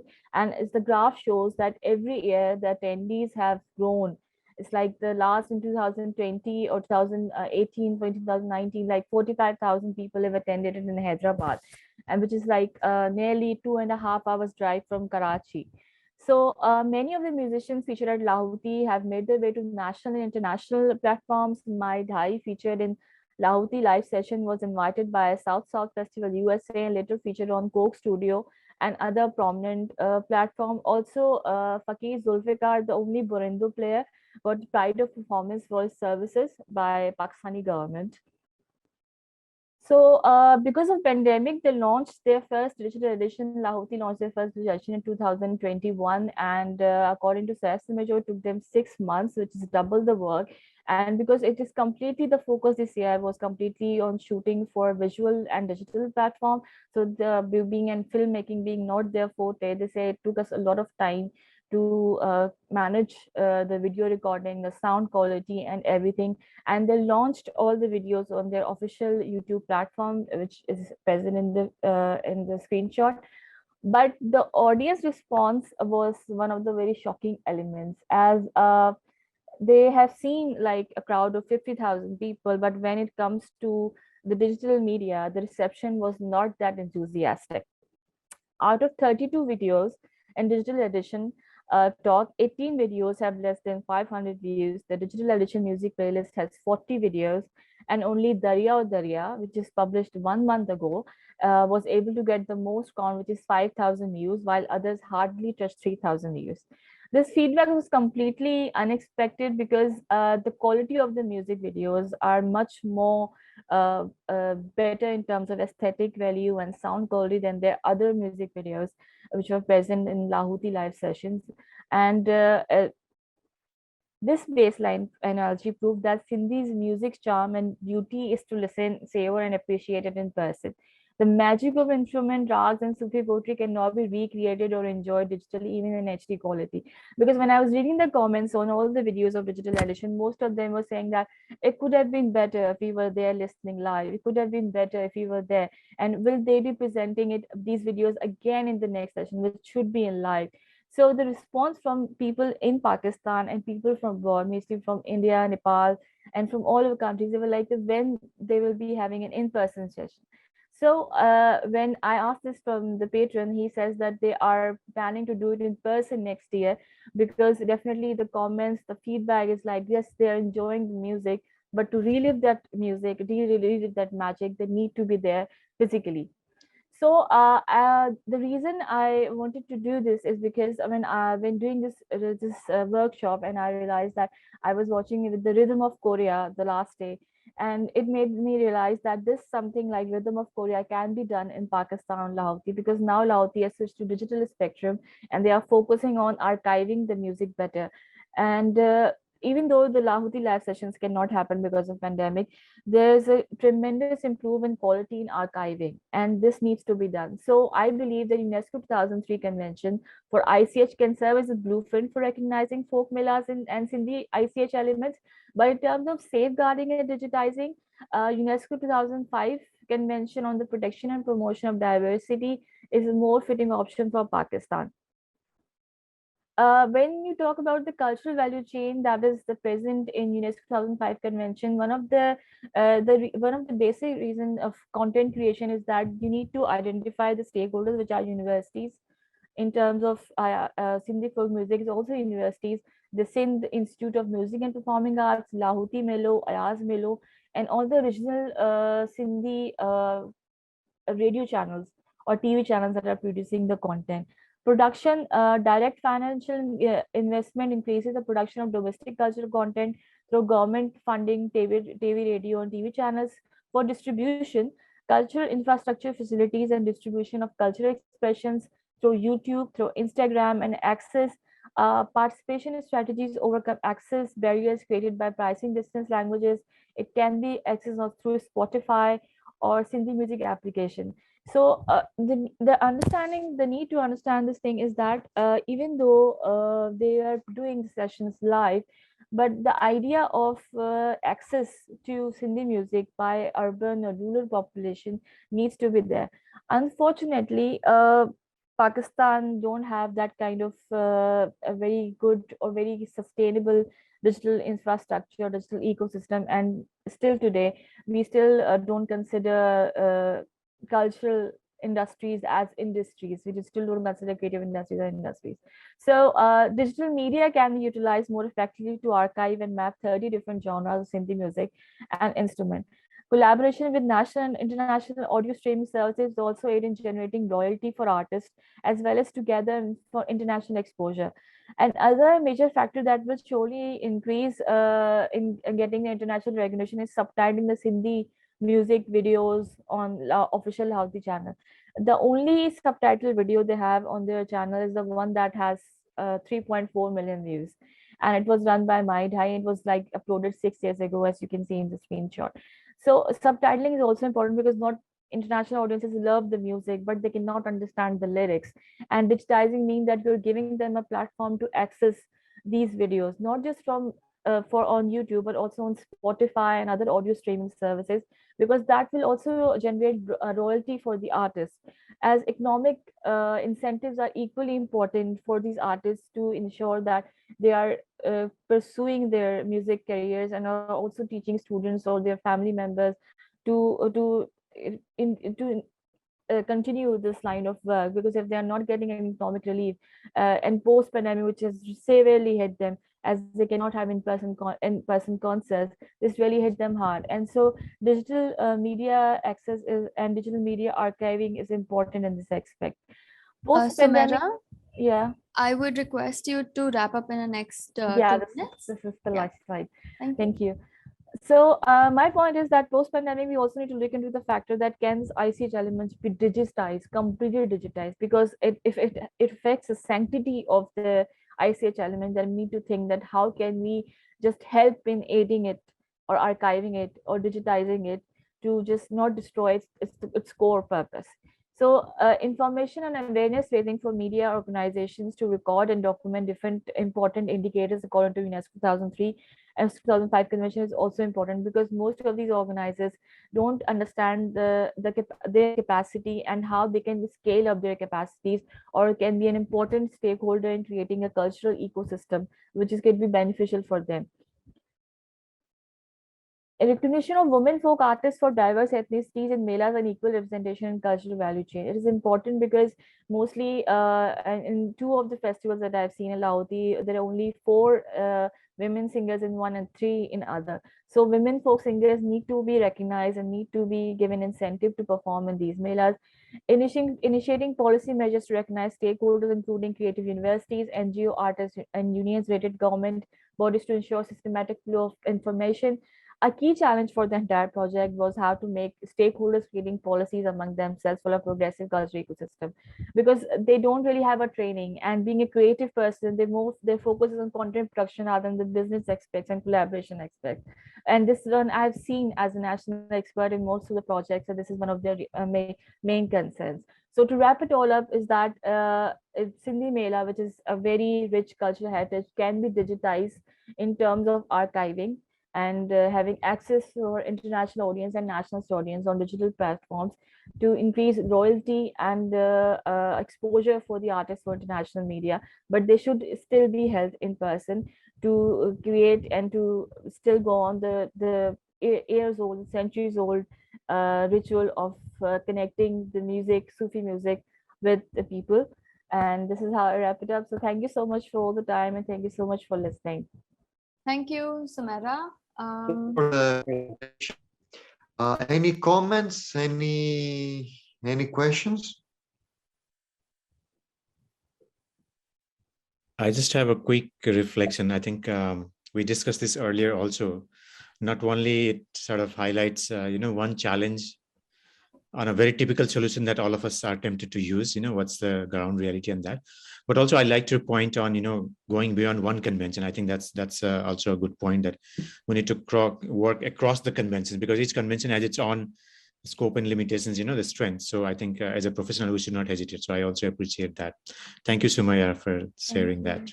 Thank you so much. Just some aspects, especially when it comes to gender issues, when it comes to, because of the active role of women, because of in terms of the digitalization, but also in terms of the post-COVID situation. If there are no questions, back to Barbie. Okay. Thank you very much for the presentation. So thank you, Samara, for that wonderful presentation. We are finally at the end of all the presentations, and this has been a very insightful and a very informative 2 days of Expo from all your sessions and all your presentations. We have our dignitaries, the representatives of the 3 partners here with us to address the final closing remarks. So I will start with Dr. Hanh, just to introduce her once again. I think all of us know her after all this time, but Dr. Hanh is an anthropologist with extensive knowledge and experience in Southeast Asia. And in May 2016, she moved to UNESCO Bangkok office to lead the cultural unit here. And she's covering the Mekong cluster countries and coordinating a number of regional projects in Southeast Asia and Asia Pacific.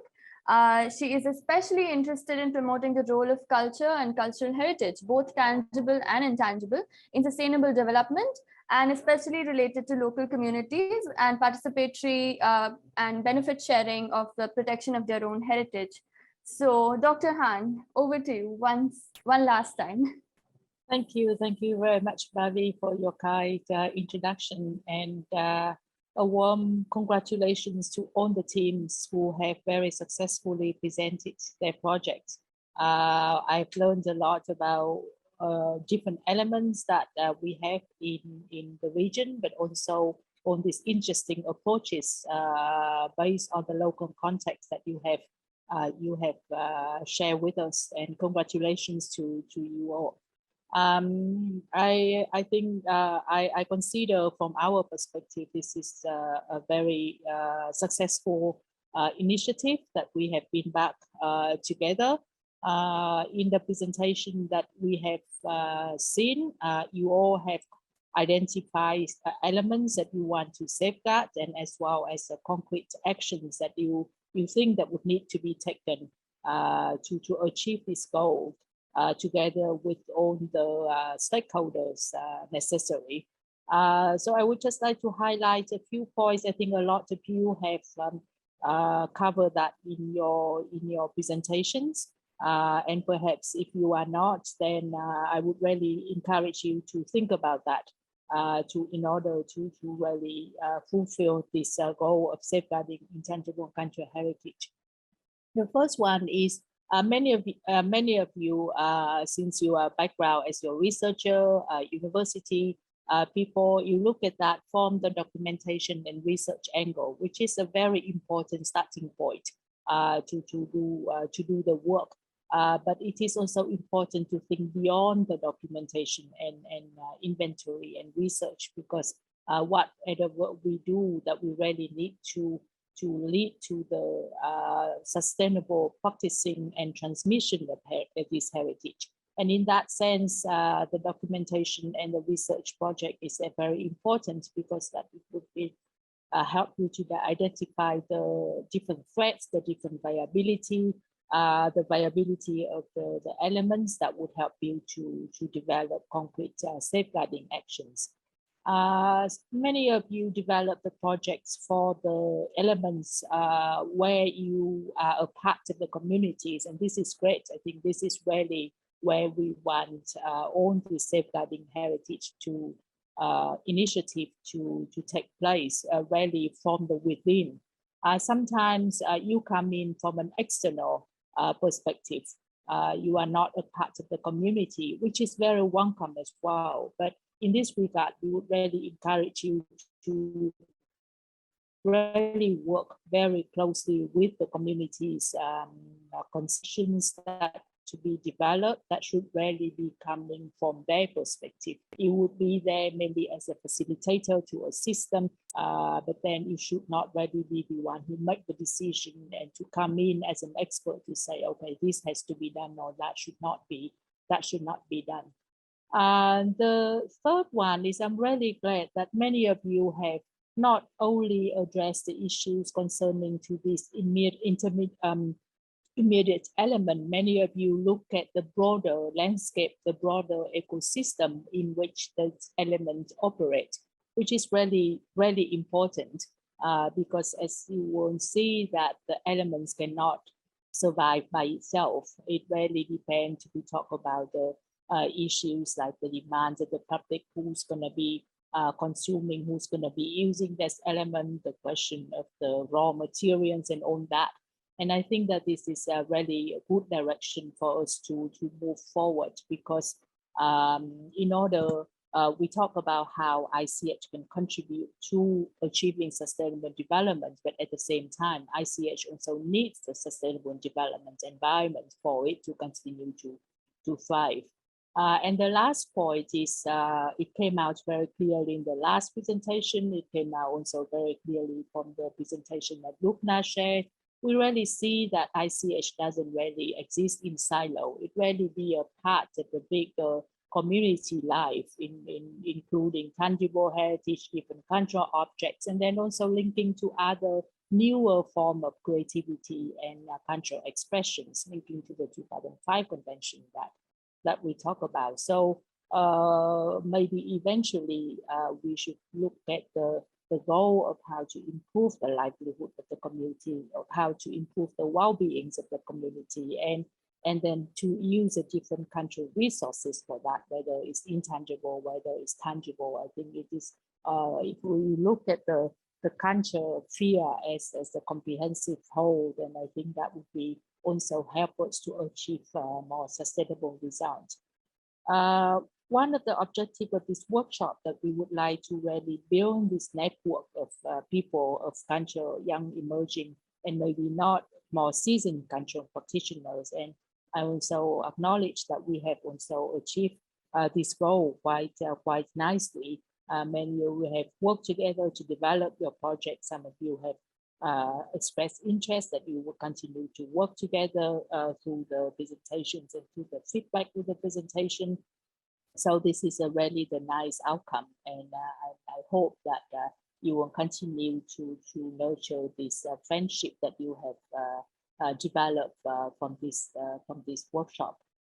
So last but not least, I would really like to thank our partners, especially the Ahmedabad team, who have really put a lot of efforts in organizing this successful event, especially Bobby, probably couldn't sleep for the last few weeks. So thank you very much. And also, of course, thank you to our partner ICHCAP, who have been always been there to work with us for all these matters related to intangible cultural heritage. And the last, congratulations and thank you going to you and the participants, because without you and really we didn't have this initiative that we are celebrating the ending today. So thank you all, and good luck with your projects, and I look forward to maybe one time in the near future we could catch up and hear about your progress. Thank you. Thank you so much, Dr. Han. You have been with us through this journey throughout this entire workshop. Being there, you guided the participants and also us. And this has been a very interesting journey, not just for the, obviously for the participants, but also for us to learn more from you and from the participants. I would now like to call upon Kim Nanyong. She is our representative from ICHCAP, and she's been working on this expo from the ICHCAP side. I would request her to please introduce Mr. Park. Kim, you are on mute. Yeah. Sorry. Did you hear me? Yes. Yeah. Thank you, Bobby. And thank you for all the participants and co-organizers of this event for your efforts. And I would like to introduce Mr. Weonmo Park before he gives his remarks, who worked on the previous workshop and this expo together with the Ahmedabad University and the Bangkok office within the FNH network. He's currently working as the director of the Cooperation and Networking Office of ICHCAP. Now I'll leave Mr. Park to give his remarks. Yeah. Thank you, Nanyong. Good afternoon, everyone. It is such a great pleasure to have a chance to remark the closing of this two-day expo on intangible cultural heritage and sustainable development. First of all, I would like to express my sincere gratitude to the co-organizers of this event, Ahmedabad University and UNESCO Bangkok office, and extend thanks to the wonderful participants who presented their amazing idea today and yesterday. I am really pleased to see all the results and be part of the fruitful presentation and discussion made through this exposition. I assumed all of us here have learned a lot through this exposition and the workshop from the last month. Again, it's never too much to pay my deep respect to all the participants, professors, organizers for your efforts to make this happen. And I hope that what we have learned through this expo could bring a bright future to the communities and us. Before we move on, I would like to shortly introduce our new program coming soon in January next year. It would be the first MOOC, massive, often online course jointly developed by UNESCO, SDG Academy, and ICHCAP. The online programs and materials would be about raising awareness on the significance of safeguarding living heritage and sustainable development. Of course, Professor Neel Kamal is a member of the MOOC lecturers. During the intergovernmental meeting of the 2003 convention in next month, we will hold the launching event for the promoting the MOOC. I think it would be an interesting MOOC for most participants here. So please check out the UNESCO and ICHCAP website for coming event. Again, thank you to all of you for being virtual present here and showing support.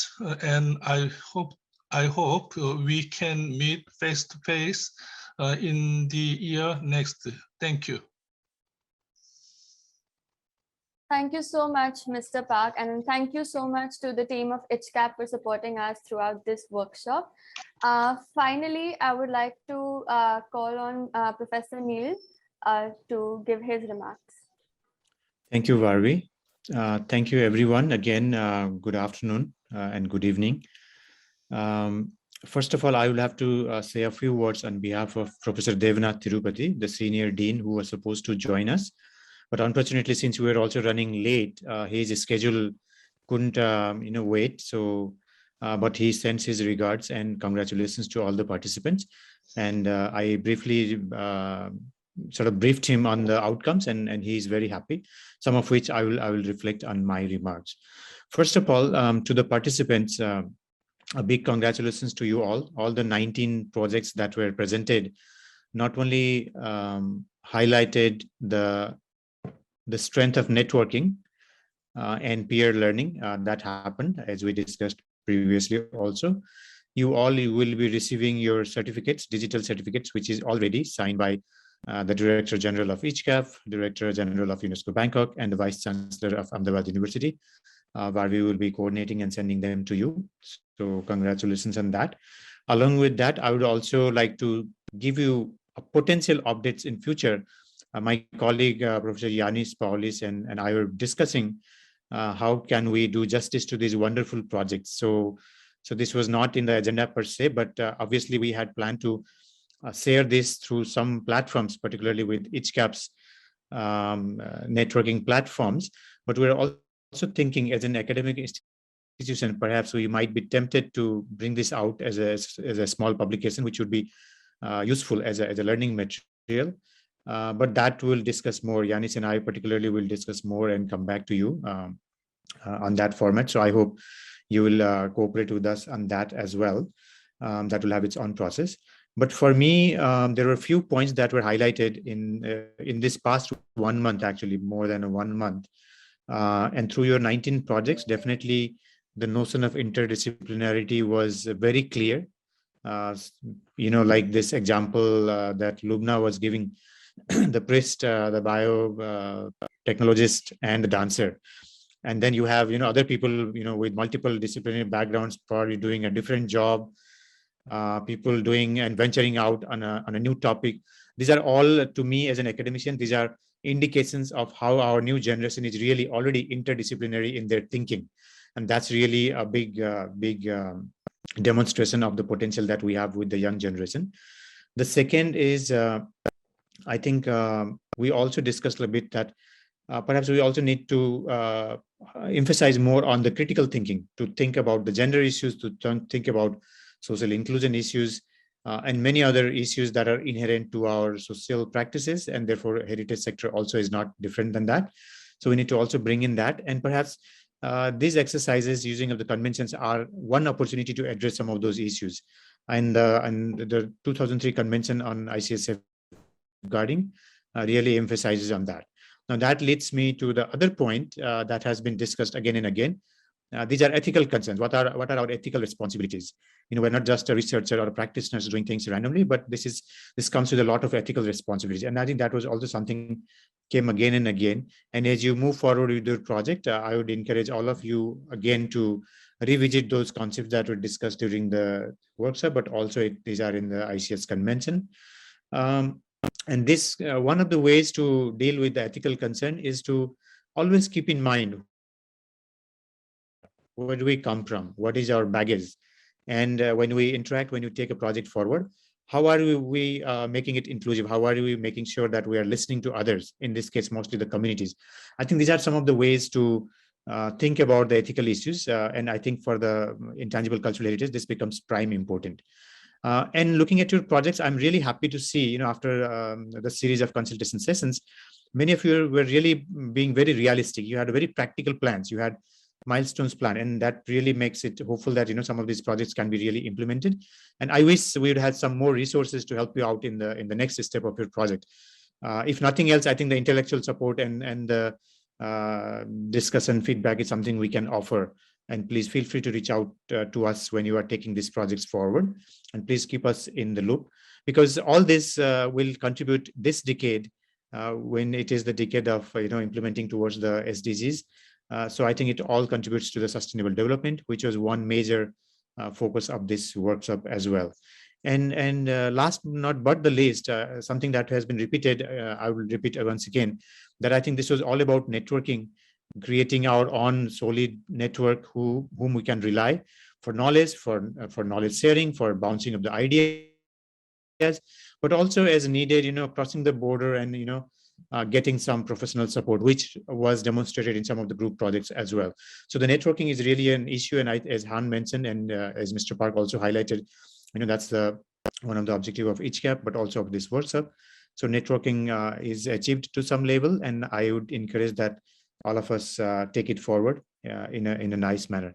So, and I'm sure at the end, I think perhaps many of the things that you had expected could not be fulfilled because of so many reasons. So if those are the things, then rather than just apologizing for them, I would say give us feedback so that we can address them in the future editions of the workshop, however we will conduct. So your feedback will be important. And today, in the interest of time, we're not discussing that, but in future, we'll get in touch with you to get your thoughts, to get your feedback on this workshop. So that will be very helpful. And there might be some technical issues. There might have been some discussions which may not have been very supportive of your idea, or if knowingly or unknowingly you have felt that something didn't go well. On behalf of the organizers, I will apologize on that. But again, we will be looking forward to your feedback for the continuous improvement. And last but not least, I would also would like to extend our sincere gratitude to our partners, particularly ICHCAP and UNESCO Bangkok, in person, particularly to Mr. Park and his team, and Dr. Han and her team at UNESCO Bangkok for really supporting and guiding us in doing this workshop. I hope and I wish we could continue this kind of workshops, because I hope this is useful to you, but also for us in the university, this has been very helpful. As I told you that, both of these days, our students have also participated. So this has been very highly appreciated. So we look forward to having such opportunities in future also. And the last person I must thank and recognize her hard work is Varvi, whom I don't need to say much. You have already seen her work. And my colleagues, Yanis, but also there are a few other colleagues behind the scene in the office. To all of them, I would like to offer my sincere thanks.